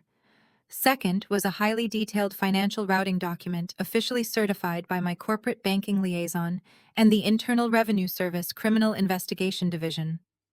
The spreadsheets clearly tracked the exact flow of the stolen $150,000 from my flagged honeypot account directly into Trey's newly established commercial business ledger. It was the undeniable paper trail of federal wire fraud and aggressive money laundering. Finally, tucked neatly at the back of the envelope was the certified forensic signature analysis report provided by my independent handwriting expert. The document legally proved that the signature on the massive home equity loan application was a deliberate, heavily flawed forgery, elevating Liam's deceit to federal bank fraud. These papers were the heavy artillery required to level their house of cards. I sealed the clasp and slid the thick envelope directly into my oversized structured black leather designer clutch. It fit perfectly concealed from the world. I snapped the magnetic closure of the clutch shut and walked out of the master suite. As I gracefully descended the grand staircase, Liam stood waiting in the foyer. He looked up, and for a brief second his breath actually caught in his throat. The striking blood-red silk dress commanded his absolute attention. His eyes widened, completely captivated by the sheer visual power I was projecting. "Wow," he murmured, a smug, arrogant grin slowly spreading across his face as he offered his arm. "You look absolutely incredible, Claire. I am so glad you finally decided to dress up and make a real effort for my family tonight. They are going to be thrilled to see you supporting Trey's massive success. I placed my hand on his tuxedo sleeve, maintaining a perfectly composed, icy smile. I would not miss this night for anything in the world, Liam. I promise you your family will never forget what happens this evening. He chuckled, completely missing the lethal double meaning of my words. We walked out the front door and climbed into the back of the waiting luxury town car he had rented specifically for the occasion. The drive toward the trendy commercial district was agonizingly tense, though Liam remained entirely oblivious to the atmosphere. He spent the 30-minute commute bragging loudly about Trey's incredible entrepreneurial vision and how the new restaurant was going to completely redefine Chicago's fine dining landscape. He talked endlessly about the imported ingredients, the exclusive guest list, and the brilliant financial strategy that made it all possible. I simply nodded along, staring out the tinted window at the passing city lights, my hand resting firmly over the leather clutch in my lap. The town car finally turned onto the bustling commercial avenue and slowed to a smooth halt. We pulled up directly in front of King's Culinary Group. The venue was blindingly bright, completely bathed in the glow of massive temporary spotlights. A plush red carpet stretched across the pristine sidewalk, surrounded by heavy velvet ropes and aggressive private security guards. The valet immediately rushed forward to open my door, offering a polite bow as I stepped out into the crisp evening air. Through the towering floor-to-ceiling glass windows of the restaurant, I could see the massive scale of their fraudulent celebration. Over 100 prominent guests were packed inside the luxurious space. Local social media influencers were posing for flash photography near the custom-branded entry wall. Wealthy corporate investors milled about, sipping premium champagne from crystal flutes. And right in the center of the room, holding court like absolute royalty, stood Rachel, Trey, Richard, and Beatrice. They were laughing loudly, soaking up the unearned admiration. The stage was set. Liam guided me through the heavy glass doors of King's Culinary Group. The moment we stepped inside, the sheer scale of their financial recklessness washed over me. The interior was a cavernous monument to stolen wealth. Crystal chandeliers cast a warm glow over imported marble floors. Waiters in crisp white uniforms circulated through the dense crowd, carrying silver trays loaded with caviar and pouring premium champagne into tall flutes. The air was thick with expensive cologne and the loud chatter of Chicago's social elite. I scanned the room and locked eyes on Trey. He was completely in his element, working the floor with the slick charisma of a politician. He wore a custom velvet dinner jacket that easily cost $5,000. Holding a glass of bourbon, he entertained a group of wealthy local investors. I walked close enough to catch fragments of his arrogant performance. He was loudly boasting about his relentless work ethic, claiming this restaurant was the ultimate result of his grueling self-made journey. He entirely omitted the fact that his culinary empire was built on federal wire fraud. Standing nearby was Rachel, looking like a walking advertisement for stolen credit cards. She wore a heavily beaded designer gown, but it was the jewelry that caught my attention. She was dripping in newly purchased diamonds. A glittering tennis necklace rested against her collarbone, and massive diamond drop earrings swung every time she tossed her head back to laugh. She looked incredibly smug, basking in a luxury lifestyle she had not earned a single penny to secure. Before I could process the sickening display of my embezzled funds, my in-laws descended upon us. Beatrice and Richard pushed through the crowd, their faces flushed with absolute triumph. Beatrice wore an ostentatious silver pantsuit, clutching her champagne like a scepter. Richard looked equally pompous in a black tuxedo. They immediately grabbed Liam by the shoulders, pulling him into a theatrical embrace. They acted as though he had just conquered a foreign nation. Beatrice turned her attention to a group of wealthy couples standing right behind them. These were their elite country club friends, people they desperately wanted to impress. Beatrice grabbed my arm, her manicured nails digging into my silk sleeve, and pulled me forward. She gestured vaguely in my direction with her flute. She introduced me as Liam's wife, letting out a short, dismissive laugh before adding that I just do some computer stuff from home. The country club friends offered polite, disinterested nods before turning right back to my husband. Richard slammed a heavy hand down on Liam's back, booming with paternal pride. He loudly proclaimed to the circle of friends that Liam was the primary financial investor behind this incredible launch.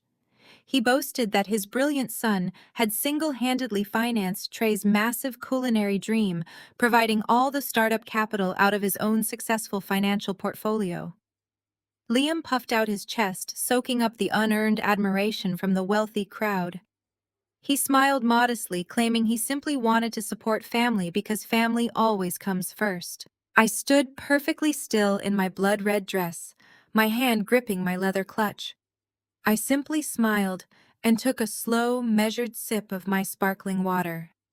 They were publicly parading my wealth as their own, actively writing me out of the financial equation while standing inside a building I had unknowingly purchased. The level of disrespect was absolutely staggering, but I refused to let my calm facade crack. The deeper they dug their hole of lies, the harder the inevitable fall would be. I watched them congratulate each other. Suddenly, the upbeat background music faded into silence. A sharp clinking sound echoed across the room. Trey was standing on the raised stage near the back of the dining area, tapping a spoon against his crystal champagne flute. The crowd immediately quieted down, turning their attention toward the stage. The grand opening speeches were about to begin. Liam grabbed my hand and pulled me toward the front row, ensuring we had the best possible view of the impending performance. Trey gripped the microphone, looking over the sea of faces.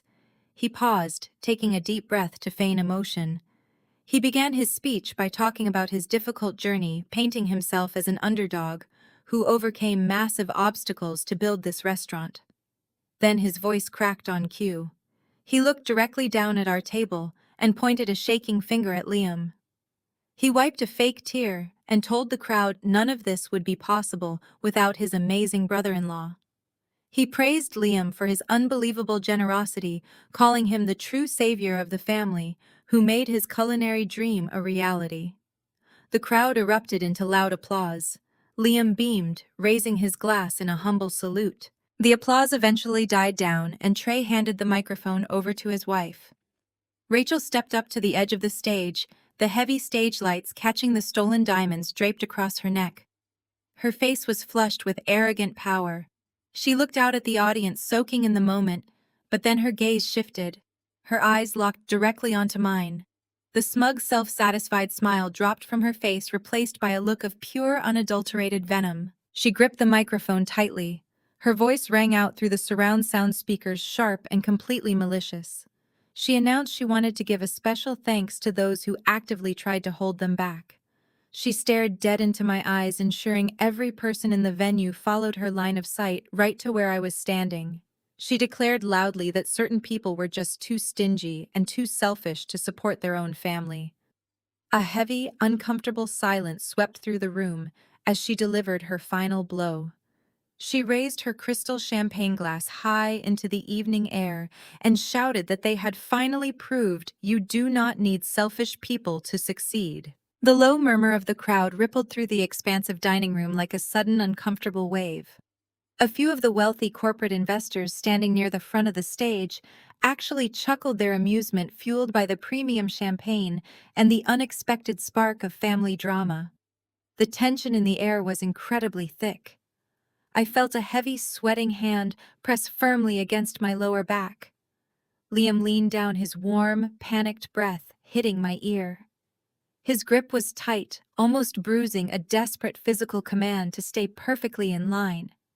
He whispered frantically, his voice trembling with suppressed anxiety. He begged me to just ignore her and not make a scene in front of the most important people in the city. He reminded me of the prominent influencers and the elite country club members actively watching our every single move. He desperately wanted me to swallow the blatant public disrespect, lower my head, and dutifully play the role of the submissive, humiliated wife to ensure his family's flawless public image remained completely intact. I did not ignore her. I did not lower my head. I smoothly and deliberately stepped away from Liam's bruising grasp, leaving his hand grasping at empty air. I turned and walked gracefully toward the raised stage. The sharp, rhythmic clicking of my designer heels against the imported marble floor echoed clearly over the fading murmurs of the confused crowd. The sea of wealthy guests naturally parted for me, their eyes glued to the striking blood-red silk dress that flowed elegantly around my legs with every single confident step. I did not run. I did not scream or throw a childish tantrum.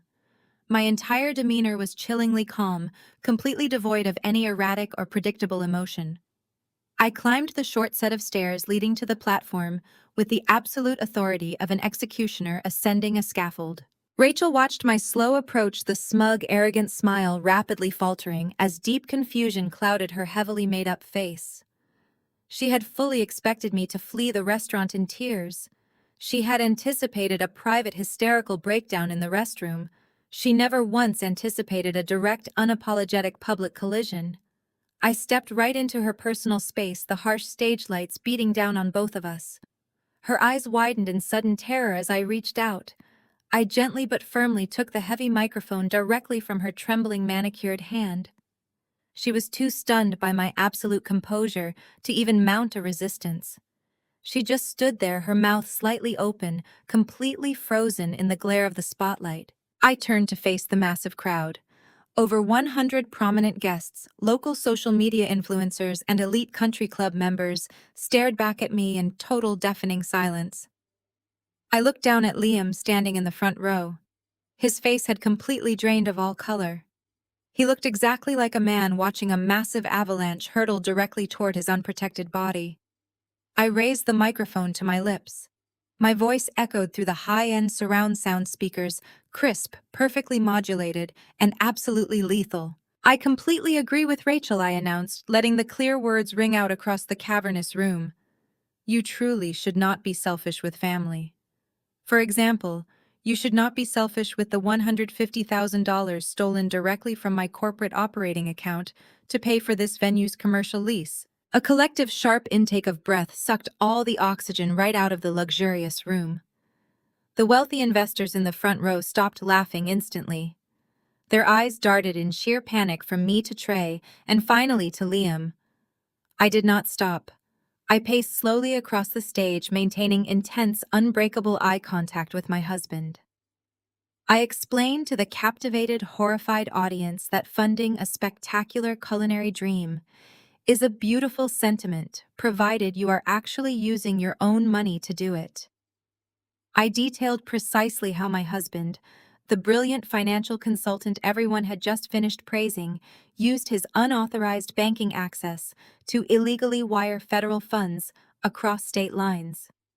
I publicly congratulated Trey on his self-made success, noting how incredibly easy it must be to build a massive hospitality empire from scratch when you are actively committing corporate embezzlement to cover your exorbitant overhead costs. The silence in the restaurant was absolute. The background hum of the kitchen staff had completely vanished. I looked over at Beatrice and Richard standing near the bar. My mother-in-law's jaw hung open in pure shock. The arrogant, condescending matriarch who had spent the entire evening insulting my data firm now looked like she was about to collapse onto the marble floor. I spoke directly to her, amplifying my voice so every single country club friend could hear. I thanked Beatrice for her valuable advice earlier. I agreed that Liam certainly was a hard worker, specifically when it came to laundering my corporate dividends through fake holding companies to finance this spectacular charade.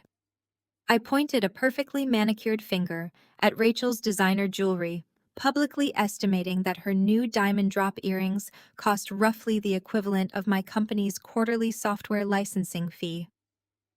I exposed the absolute truth that every piece of velvet, every crystal chandelier, and every drop of premium champagne in this building was purchased with stolen capital. Guests began whispering nervously, taking immediate steps backward to distance themselves from Liam and Trey.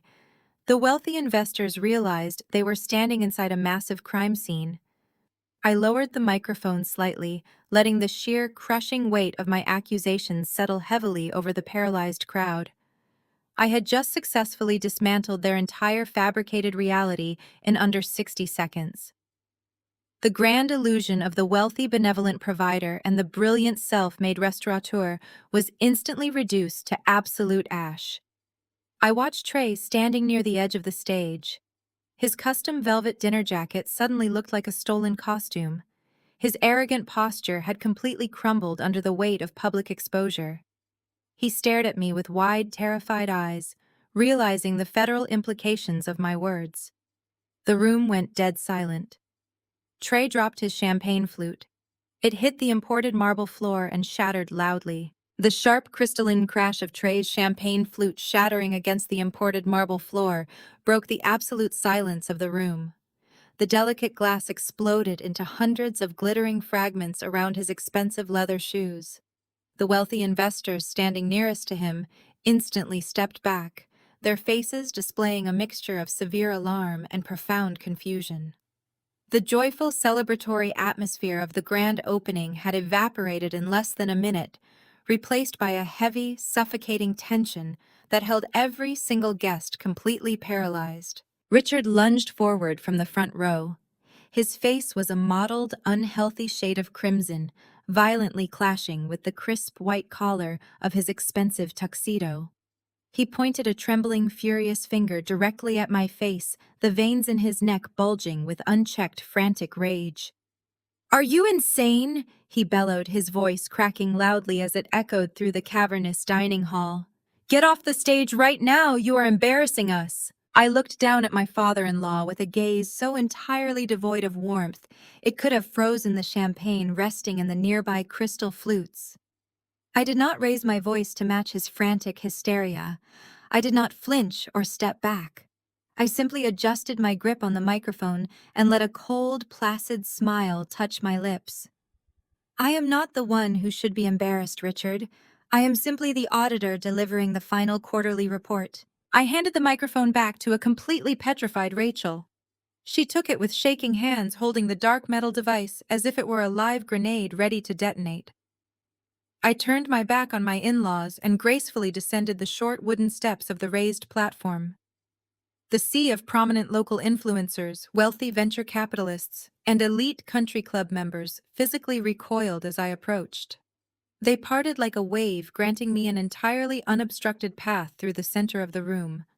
I walked with deliberate, measured steps across the dining floor, the blood-red silk of my designer dress trailing fiercely behind me. I bypassed the panicked waitstaff and headed straight for the elevated audio-visual control station situated in the far corner of the restaurant.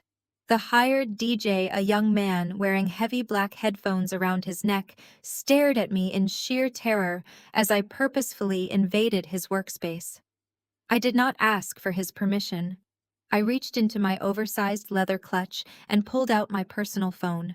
I located the primary auxiliary input cable resting on the professional mixing board. The DJ wisely stepped back, raising his hands in a silent gesture of total surrender. I plugged my device directly into the venue's high-end projection and surround sound system. Across the dining room, Liam suddenly realized exactly what I was about to do. The smug, arrogant facade he had maintained all evening completely collapsed. He shoved his way past a group of stunned corporate sponsors desperately trying to close the distance between us. He screamed my name, his voice thick with raw, unadulterated panic, but the dense crowd of horrified guests inadvertently blocked his path. I tapped the screen of my phone. A massive 10-foot projection instantly illuminated the pristine white wall directly behind the main dining area. The high-definition image bathed the entire restaurant in a harsh, unforgiving light. It was the hidden photograph I had meticulously extracted from his digital vault just days prior. The picture displayed a lavish, incredibly expensive third birthday party hosted at a premium indoor playground facility. The crowd gasped in perfect unison. Projected right in front of them was a towering image of Liam grinning brightly and holding a small, sharply dressed toddler high upon his broad shoulders. The boy had Liam's exact jawline, his exact nose, and his unmistakably piercing eyes. It was a flawless genetic copy. But the child was only the beginning of the sheer devastation. Standing right beside my husband in the massive projection was a young, attractive woman with long dark hair, smiling radiantly at the camera. This was Monica the mistress, whose luxury penthouse I was currently supposed to be financing with my stolen home equity. Flanking the happy, illicit couple were the rest of the parasites. Rachel and Trey were standing there completely embracing the illegitimate family.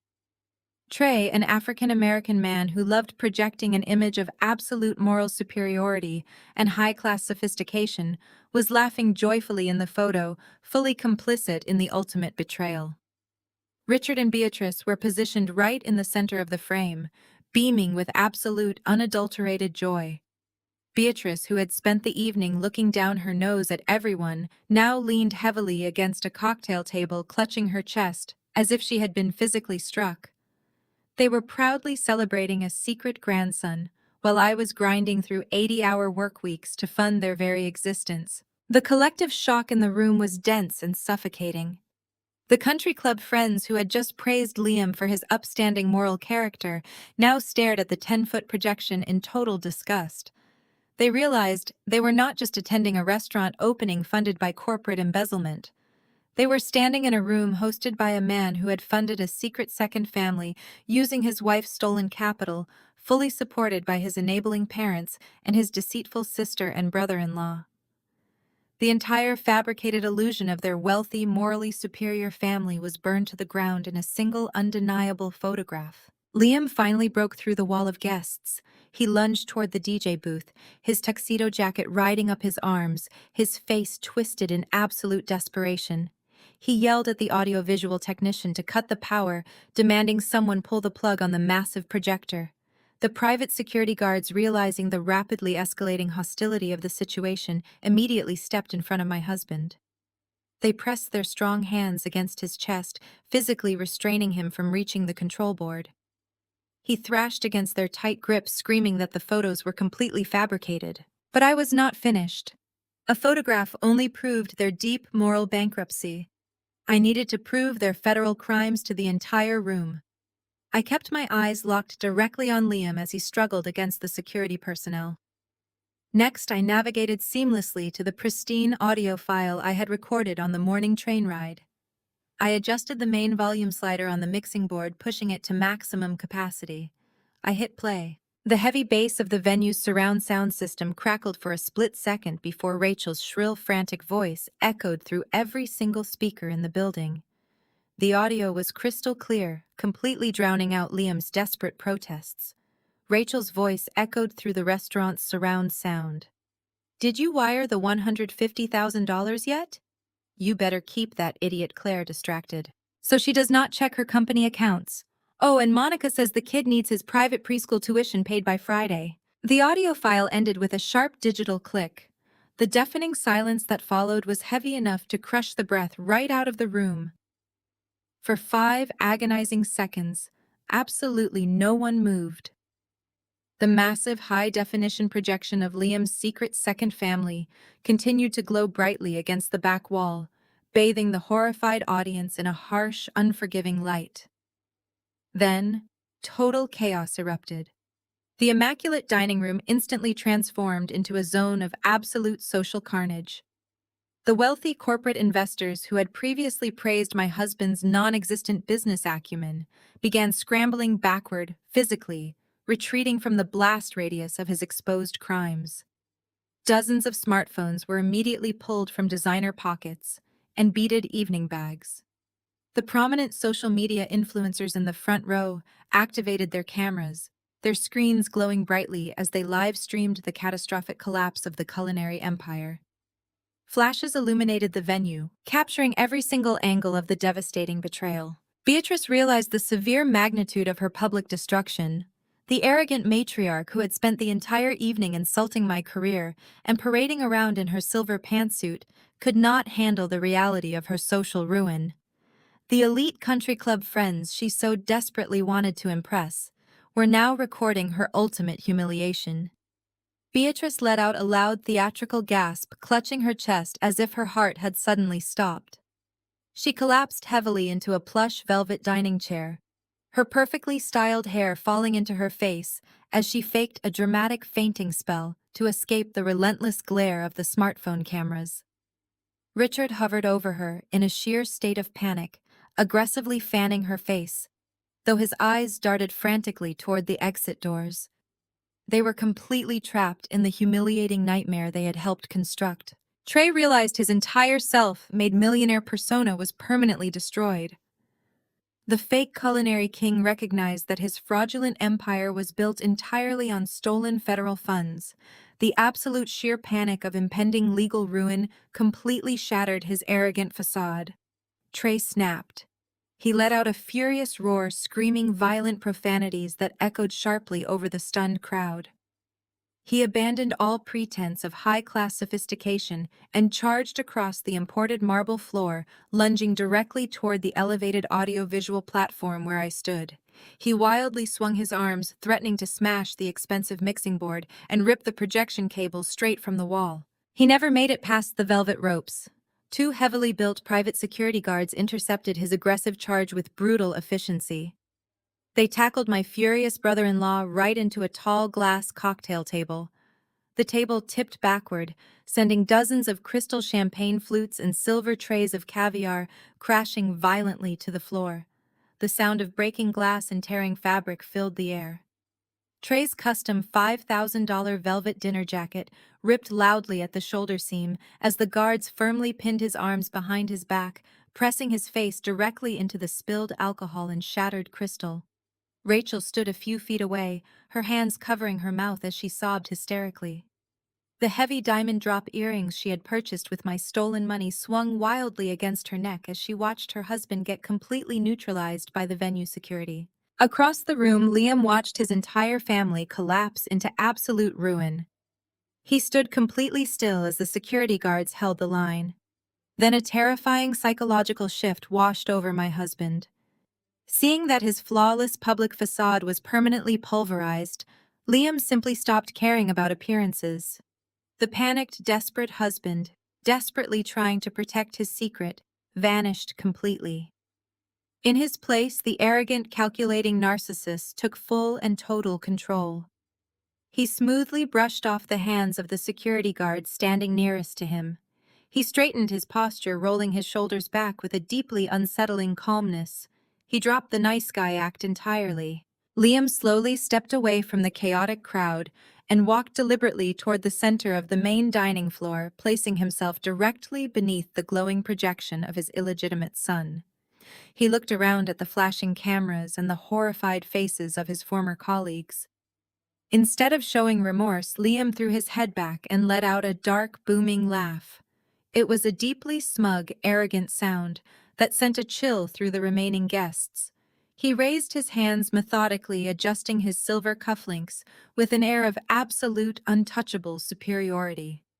He looked up at the stage, his dark eyes locking onto mine with an expression of pure, unadulterated malice. He truly believed he was holding the ultimate trump card. He believed that despite this public humiliation, he had still managed to successfully execute my total financial ruin. "You think you're so smart," Liam sneered, his voice projecting loudly over the murmuring crowd, ensuring every recording device captured his arrogant declaration. "Go ahead, play your little recordings. Let everyone hear them. It doesn't matter." He paced slowly across the floor, completely owning his villainy with a sickening sense of pride. He pointed a firm finger directly at my face, ready to deliver what he confidently assumed was the final killing blow to my entire existence. "The $500,000 loan on your house cleared this morning," Liam announced, a cruel, victorious smile spreading across his face. "The bank authorized the wire. The money is in an offshore account. It is completely untraceable. I filed for divorce at 4 p.m. today. My lawyer already submitted the paperwork to freeze everything else." The remaining guests gasped loudly at his brazen confession of financial theft. Liam fed on their shock, his ego inflating with every horrified stare. He crossed his arms over his tailored tuxedo jacket, looking up at me with absolute triumph. "You're getting nothing. You're out on the street, Claire." He stood there, bathed in the light of the massive projector, fully expecting me to shatter into a million pieces. He waited eagerly for me to drop to my knees and beg. He wanted the entire room to witness my total devastation as the reality of extreme bankruptcy finally crushed my calm demeanor. He had just proudly confessed to severe financial crimes in front of 100 witnesses, firmly believing the stolen cash would somehow shield him from any legal consequences. I looked down at the man I had married. I did not drop the microphone. I did not shed a single tear. I let the heavy, loaded silence stretch across the devastated restaurant, allowing his arrogant confession to permanently cement his fate. I looked at his deeply smug face, and a slow, terrifying smile spread across my lips. I leaned slightly toward the microphone, my voice dropping to a soft, lethal whisper that echoed clearly through the massive speakers. "Oh, Liam, did you really think I didn't know?" I watched the exact moment my words penetrated the thick armor of his narcissism. The arrogant tilt of his chin faltered for just a fraction of a second. He let out a harsh, dismissive scoff, trying desperately to maintain his projection of absolute control. He told me I was bluffing, and that I had no idea how corporate finance actually worked. I did not argue with him. I simply reached into the oversized black leather designer clutch resting on the audio-visual mixing board. I unfastened the metal clasp of the thick manila envelope I had meticulously prepared. I pulled out a stack of heavily stamped legal documents and held the top page high in the air for the entire room to see. The harsh glare of the projector light illuminated the official seals and the bold black lettering. I spoke clearly into the microphone, ensuring every single syllable hit him with the force of a physical blow. I told him I knew exactly how corporate finance worked, which was precisely why I hired a former federal forensic handwriting expert 4 years ago. I explained to the captivated audience that corporate executives are often trained to create a duress signature. I described how it is a distinctively altered version of their normal handwriting, designed exclusively to be used when they are being forced to sign fraudulent contracts. I looked directly into Liam's rapidly widening eyes. I informed him that I deliberately altered the angle of the capital letter in my first name and completely disconnected the fluid loop of my last name. I told him any certified document examiner would take one glance at the home equity application he submitted and instantly declare it a legally provable forgery. Liam swallowed hard. His throat bobbed visibly under his expensive silk bow tie. He took a hesitant step backward, his polished leather shoes slipping slightly on the spilled champagne covering the marble floor. He tried to stammer out a defense claiming he still secured the loan, and the money was already gone. I shook my head slowly, letting a chilling laugh escape my lips. "You did not mortgage my house, Liam. I delivered the ultimate reversal with surgical precision. 2 months ago, I engaged the most ruthless financial crimes attorney in Chicago. I legally transferred the deed of that $1.2 million property into an irrevocable blind trust. I relinquished all personal ownership. On paper, I own absolutely nothing. When you forged my signature on that loan application, you were not stealing from your naive wife. You were actively attempting to leverage a federally protected asset managed by an independent fiduciary. You did not just trick a local bank, you committed federal bank fraud." The air in the restaurant grew completely stagnant. The wealthy investors in the front row began aggressively whispering to one another, instantly recognizing the severe federal mandatory minimum sentencing guidelines attached to that specific crime. Liam stared at me, his mouth opening and closing without producing a single sound. The undeniable reality of his massive legal blunder was rapidly crushing his false reality. He had willingly handed the federal government everything they needed to lock him in a cage for a decade. Trey let out a loud, frantic gasp from his position on the floor. The private security guards were still pinning his arms behind his back, but he managed to lift his head from the shattered crystal and spilled caviar. He stared at Liam with a look of pure, unadulterated terror. Trey screamed that Liam had promised the money was completely clean. Trey yelled that Liam swore the startup capital was perfectly safe to use for the commercial lease. I turned my attention away from my paralyzed husband and focused my icy gaze entirely on my arrogant brother-in-law. I adjusted my posture, standing tall and projecting absolute authority. I told Trey he should never accept financial advice from a mid-level consultant who cheats on his wife. I pulled the second document from my stack. It was the certified tracking report provided directly by my corporate banking liaison. "And regarding that $150,000 you wired to Trey this morning," I continued, my voice echoing relentlessly across the grand dining room, You did not wire those funds from my corporate operating account. The second I discovered your pathetic plan, I contacted the Internal Revenue Service Criminal Investigation Division. I officially surrendered control of that specific account and flagged it as a honeypot for an ongoing internal fraud investigation. I worked directly with federal agents to monitor the transaction. Liam stumbled backward, hitting a cocktail table. His legs completely gave out.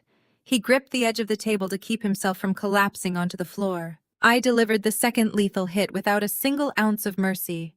You transferred flagged federal funds across state lines, I announced. The moment you clicked confirm on that transfer, you committed wire fraud.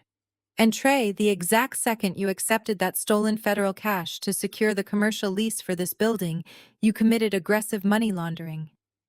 The federal government has been tracking every single cent you spent on these crystal chandeliers and imported marble floors. You built your entire culinary empire inside a federal trap. The smug, victorious smile that had defined Liam's entire existence vanished completely. The healthy flush of color violently drained from his face, leaving his skin an ashen, sickly gray. The realization of his absolute, inescapable destruction hit him with the force of a freight train. He was not going to a luxury offshore account. He was not moving into a high-rise penthouse with Monica. He was going to federal prison, and he had dragged his sister's husband right down into the abyss with him. Trey started hyperventilating on the floor. His chest heaved with rapid, shallow breaths, as sheer panic overtook his nervous system. Rachel dropped to her knees beside him, her heavy diamond earrings swinging wildly as she screamed for someone to call a doctor. Beatrice remained slumped in her chair, weeping uncontrollably into her hands while Richard stood frozen in a state of total catatonic shock. Their entire world was burning to the ground in front of 100 prominent witnesses. The heavy, suffocating silence inside the restaurant was suddenly broken by a sound coming from the busy city streets outside. It started as a faint, distant wail echoing off the tall glass skyscrapers. Within seconds, the sound grew exponentially louder, piercing through the thick glass windows of the dining room. Sirens were howling in the night air, their aggressive rhythmic alarms cutting through the tension. I watched the flashing red and blue lights begin to reflect off the imported marble floors, growing rapidly closer with every passing second. The heavy double-paned glass doors at the front entrance of King's Culinary Group did not just open. They were violently thrust apart with a force that sent a sharp gust of freezing Chicago wind rushing straight into the sweltering, panic-stricken dining room. The heavy velvet curtains near the reception desk whipped frantically in the sudden draft. The flashing red and blue emergency lights outside now poured directly through the unobstructed entryway, casting harsh alternating shadows across the imported marble floors and illuminating the terrified faces of the wealthy guests. Through that dramatic threshold stepped Diana. My corporate attorney did not wear a tactical vest or carry a weapon, yet she commanded the space with a lethal, undeniable authority. She wore a razor-sharp black suit and carried a sleek leather briefcase, walking into the chaotic restaurant with the absolute composure of an apex predator entering a familiar hunting ground. Flanking Diana, moving with highly synchronized tactical precision, were 5 federal agents. 3 of the men wore dark windbreakers with the bright, unmistakable yellow lettering of the Federal Bureau of Investigation printed squarely across their backs. The other 2 agents represented the Internal Revenue Service Criminal Investigation Division, their expressions carved from solid stone. They did not pause to admire the crystal chandeliers or the premium champagne stations. They fanned out immediately, pushing past the velvet ropes and establishing total operational control over the venue within a matter of seconds. The lead FBI agent, a tall, broad-shouldered man with a deeply authoritative presence, stepped forward. He did not need a microphone to make his voice heard over the absolute suffocating silence of the dining room. His tone was sharp, professional, and entirely devoid of any sympathy. Liam, Rachel, and Trey, the agent, announced, his booming voice echoing off the high industrial ceilings.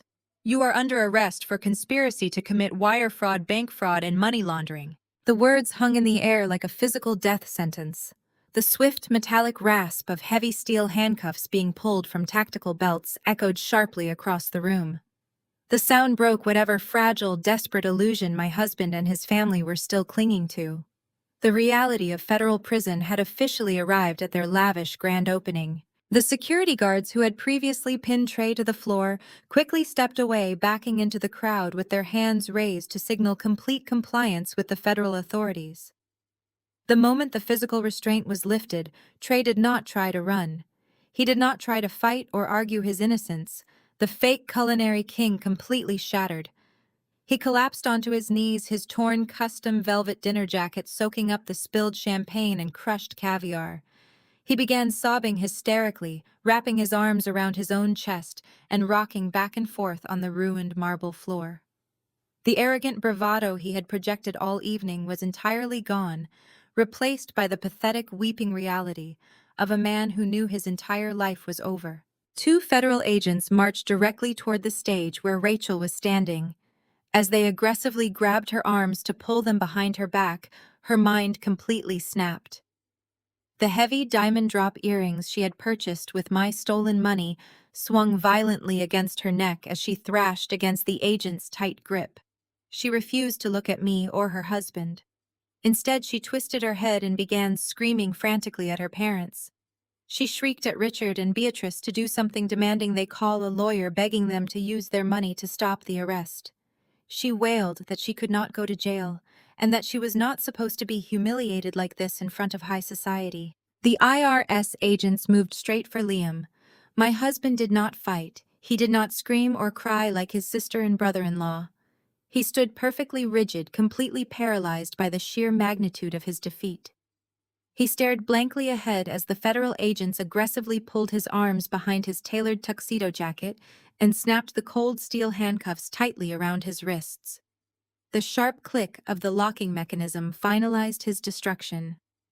He was no longer a wealthy financial consultant. He was a federal inmate. Beatrice and Richard watched their two golden children being shackled in front of Chicago's elite society. The country club friends they had desperately tried to impress were actively recording the entire arrest on their smartphones. The absolute social and financial ruin was too much for my in-laws to process. They realized they had absolutely no power, no leverage, and no money to stop the federal government from taking their children away. In a state of sheer, unadulterated desperation, Beatrice and Richard turned their frantic eyes toward me. They scrambled across the dining room floor, completely abandoning all pretense of high-class sophistication. They threw themselves at my feet, literally falling heavily onto their knees right in front of the audio-visual stage. Beatrice reached out with trembling manicured hands and grabbed tightly onto the fabric of my blood-red silk dress. "Claire, please," Beatrice sobbed, tears ruining her expensive makeup and streaking dark mascara down her pale cheeks. "You have to stop them. Tell the agents it is a massive misunderstanding. Tell them it was just a domestic dispute over business funds. We are family, Claire. We are your family. You cannot let them take Liam away." Richard grabbed the other side of my dress, his pompous demeanor completely obliterated. He wept openly, his face tilted up toward mine in absolute submission. "We will give the house back," Richard begged, his voice cracking with panic. "We will cancel the restaurant lease. We will make Trey pay back every single dollar. Just please call off your lawyer. Tell them we made a mistake. We will do anything you want." I looked down at the two pathetic figures groveling at my feet. These were the same people who had mocked my career, funded my husband's secret mistress, and gleefully celebrated the planned theft of my premarital home. They had gladly watched me work 80-hour weeks to finance their luxurious delusions, fully intending to leave me bankrupt and homeless. I did not feel a single ounce of pity.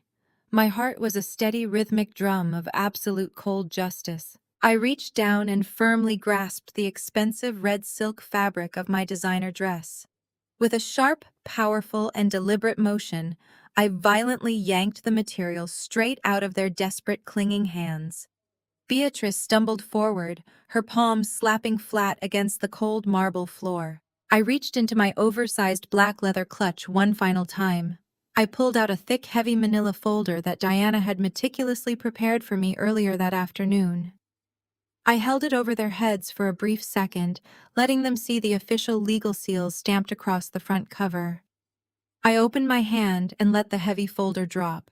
It hit the floor right between Beatrice's trembling hands with a loud, definitive smack. "Here are the divorce papers and your restraining orders. Find another table. This one isn't for parasites." 6 months passed since that spectacular collapse at the restaurant. The media fallout was instantaneous and absolutely merciless. By the following morning, every major news outlet in Chicago was running the story on their front pages. The spectacular arrest of a prominent financial consultant and his aspiring restaurateur brother-in-law provided endless entertainment for the city.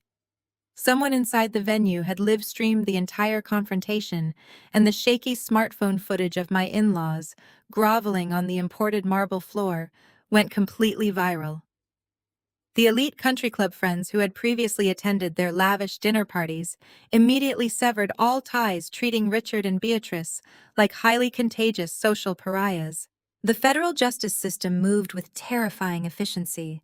Diana ensured that the prosecutors had a watertight case, handing them every digital footprint, intercepted document, and recorded confession. Liam tried to hire a high-powered defense attorney, but his frozen bank accounts severely limited his legal options. Standing before a federal judge, the arrogant man who had tried to steal my home and my company was reduced to a shaking, pathetic shell of his former self. He cried openly during his sentencing hearing, begging for leniency and blaming the stress of his corporate job for his temporary lapse in judgment. The federal judge was completely unimpressed by his theatrical tears. Liam was sentenced to 7 years in a federal penitentiary without the possibility of parole. He traded his custom-tailored suits for a standard-issue prison uniform. Trey fared only slightly better. The self-proclaimed king of the Chicago culinary scene wept uncontrollably as the judge handed down his sentence. Because he knowingly accepted stolen federal funds to secure his commercial restaurant lease, he was convicted of complicity in money laundering. He received 3 years in federal lockup. His grand vision of a fine dining fusion empire ended before he could serve a single plate of food. The luxurious venue was seized by the government, the velvet ropes and crystal chandeliers auctioned off to pay restitution. Rachel managed to avoid a prison sentence, but her punishment was arguably a much slower, more agonizing destruction. She desperately claimed ignorance regarding the source of the funds, throwing her own husband and brother under the bus to save herself. The federal prosecutors let her walk, but the Internal Revenue Service was not nearly as forgiving. They slapped her with a massive, insurmountable tax lien for the stolen money that had financed her luxury shopping sprees.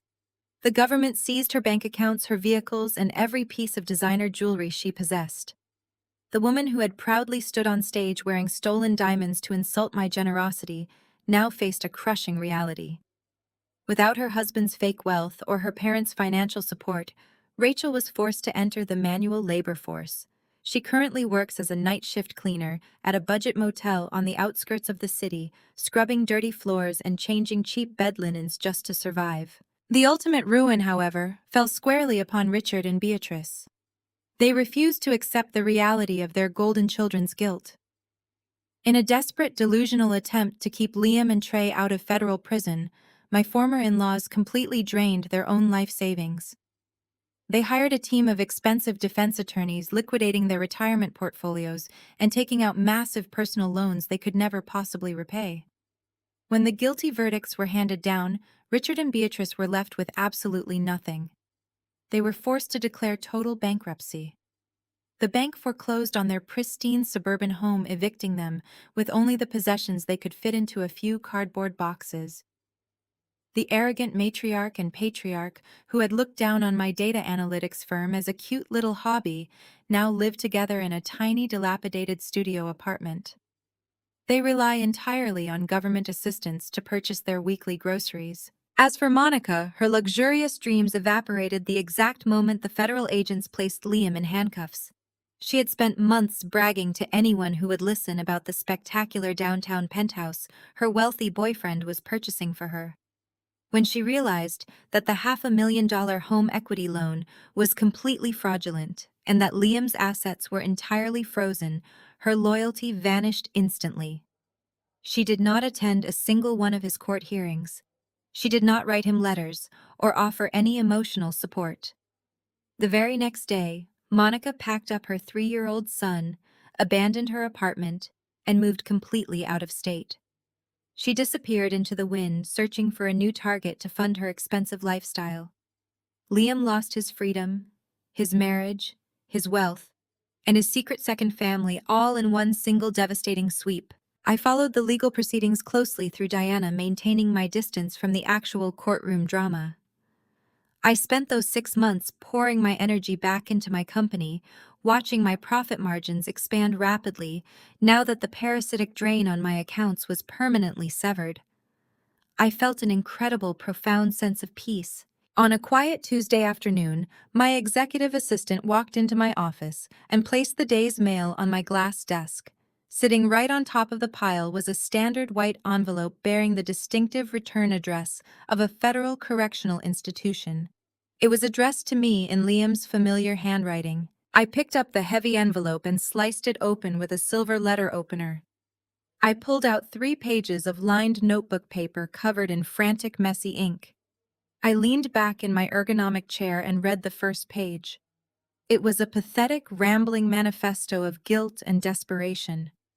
He begged for my forgiveness, claiming he realized the massive magnitude of his mistakes. He wrote that he still loved me and asked if I would be willing to visit him during visiting hours. I reached the end of the first page. I smiled, then fed the unread second page directly into my paper shredder. I watched the sharp steel blades of the shredder pull the lined notebook paper down into the machine. The loud mechanical grinding noise filled my quiet office, reducing Liam's desperate apologies and pathetic excuses into hundreds of tiny, illegible white ribbons. I did not even glance at the third page before feeding it into the very same slot. I did not need to read his frantic begging or hear his hollow promises of rehabilitation. His handwritten words held absolutely no power over me anymore. He was a ghost from a past life I had successfully amputated. I emptied the shredder bin directly into the recycling container, dusted off my hands, and completely erased him from my mind forever. My life belonged entirely to me now, and I would never again allow an opportunistic manipulator to infiltrate my personal sanctuary. I took a deep breath, inhaling the quiet calm of my secure office, ready to face the future. Present day. It has been exactly 1 year since that spectacularly chaotic evening at the restaurant. I am standing in my brand new corporate headquarters. We outgrew the old office space months ago. I now occupy a sprawling penthouse suite on the 40th floor of a premier high-rise in the heart of the Chicago financial district. The floor-to-ceiling glass windows offer a breathtaking, unobstructed view of the sprawling city skyline and the deep blue expanse of Lake Michigan. The morning sunlight pours across my imported marble desk, illuminating a workspace entirely devoid of the toxic stress that used to define my daily existence. I take a slow sip of my dark roast coffee, looking down at the bustling streets below with a profound sense of absolute peace. The air up here is clean, sharp, and totally untainted by the parasitic leeches I left behind in the dirt. Leaving that old brownstone behind the very place where he arrogantly forged my signature was the final step in my complete liberation. I sold that massive house entirely in cash to a wealthy foreign investor just days after the trial concluded, using every single dollar of that liquid equity to aggressively expand my corporate infrastructure and dominate my market sector. Without Liam secretly siphoning away my capital and draining my emotional energy, my data analytics firm experienced an unprecedented explosion of growth. In just 12 months, my company has completely tripled in overall market value. We secured massive multi-year contracts with 3 major international logistics corporations, completely dominating the regional software market. We expanded our workforce, hired top-tier executive talent away from our biggest competitors, and aggressively acquired 2 smaller competing startup firms. The so-called little data hobby my arrogant former mother-in-law loved to mock is now actively shaping global market trends and setting industry standards across the entire country. I am no longer just a successful founder navigating the challenging corporate ladder. I am a highly respected industry titan. My financial portfolios still heavily protected within the impenetrable walls of my irrevocable blind trust reflect a level of generational wealth that Liam and his greedy family could never even begin to comprehend. They foolishly traded their freedom for a cheap temporary illusion, while I quietly and methodically secured a massive permanent empire that nobody can ever take away from me. I turn away from the stunning skyline view and sit down in my ergonomic leather executive chair. Resting in the center of my desk is a thick stack of newly drafted legal documents prepared by Diana. I am not reviewing defensive strategies or asset protection plans today. I am finalizing the charter for a brand new nonprofit organization I personally founded and fully endowed. It is an aggressive, comprehensive financial literacy and legal defense scholarship program specifically dedicated to helping women escape financial abuse. The fund provides victims with ruthless forensic accountants, elite corporate attorneys, and the emergency capital required to untangle themselves from manipulative partners who use money as a weapon of control. We help them restore their ruined credit scores, secure safe independent housing, and legally prosecute the spouses who tried to leave them destitute. I am using the exact same strategic tactics that saved my life to arm other women with the legal heavy artillery they need to completely obliterate their abusers. Every time I sign an approval grant for a new applicant, I feel a deep, resonating sense of genuine happiness. Turning my darkest betrayal into a weapon for justice has healed me completely. I cap my heavy silver pen and look out the massive window one last time, watching the tiny cars move through the distant city streets below. Society pushes a very specific, highly damaging narrative about loyalty, family, and blind forgiveness. They told me blood is thicker than water. They tried to convince me that familial obligation requires you to quietly endure disrespect, blatant financial theft, and constant emotional manipulation just to keep the peace at the holiday dinner table. They expect successful women to shrink themselves to protect the fragile egos of insecure men. But I learned the hard way that sometimes blood is just a leech trying to drain you dry. When you finally identify a parasite actively destroying your financial and emotional foundation, you do not try to negotiate with it. You do not sit down and try to offer it a second chance to feed off your hard work. You surgically remove it, you sanitize the wound, and you move forward into the future with absolute, unyielding strength. The greatest revenge is not explosive anger or public screaming matches. The greatest revenge is achieving absolute untouchable success and executing a brilliant legal strategy with terrifyingly cold precision. Have you ever had to use the law to permanently protect yourself from the greedy people who were supposed to love you? Share your personal stories in the comments below. Do not forget to like and subscribe, and please remember, never let anyone mistake your silence for weakness. The gripping story of Claire's strategic triumph over her deceitful husband and toxic in-laws offers a masterclass in self-preservation and emotional regulation. When faced with absolute betrayal, human instinct urges us to react immediately, to scream, demand answers, and unleash our righteous anger. However, the most profound lesson embedded in this narrative is that silence is not a manifestation of weakness. Rather, it is your greatest strategic advantage. By refusing to give her husband the emotional explosion he anticipated, Claire retained complete control over the battlefield. Manipulative individuals feed on emotional chaos. They thrive on your pain, often using your explosive reactions to gaslight you, paint you as the unstable villain, and cast themselves as the victims.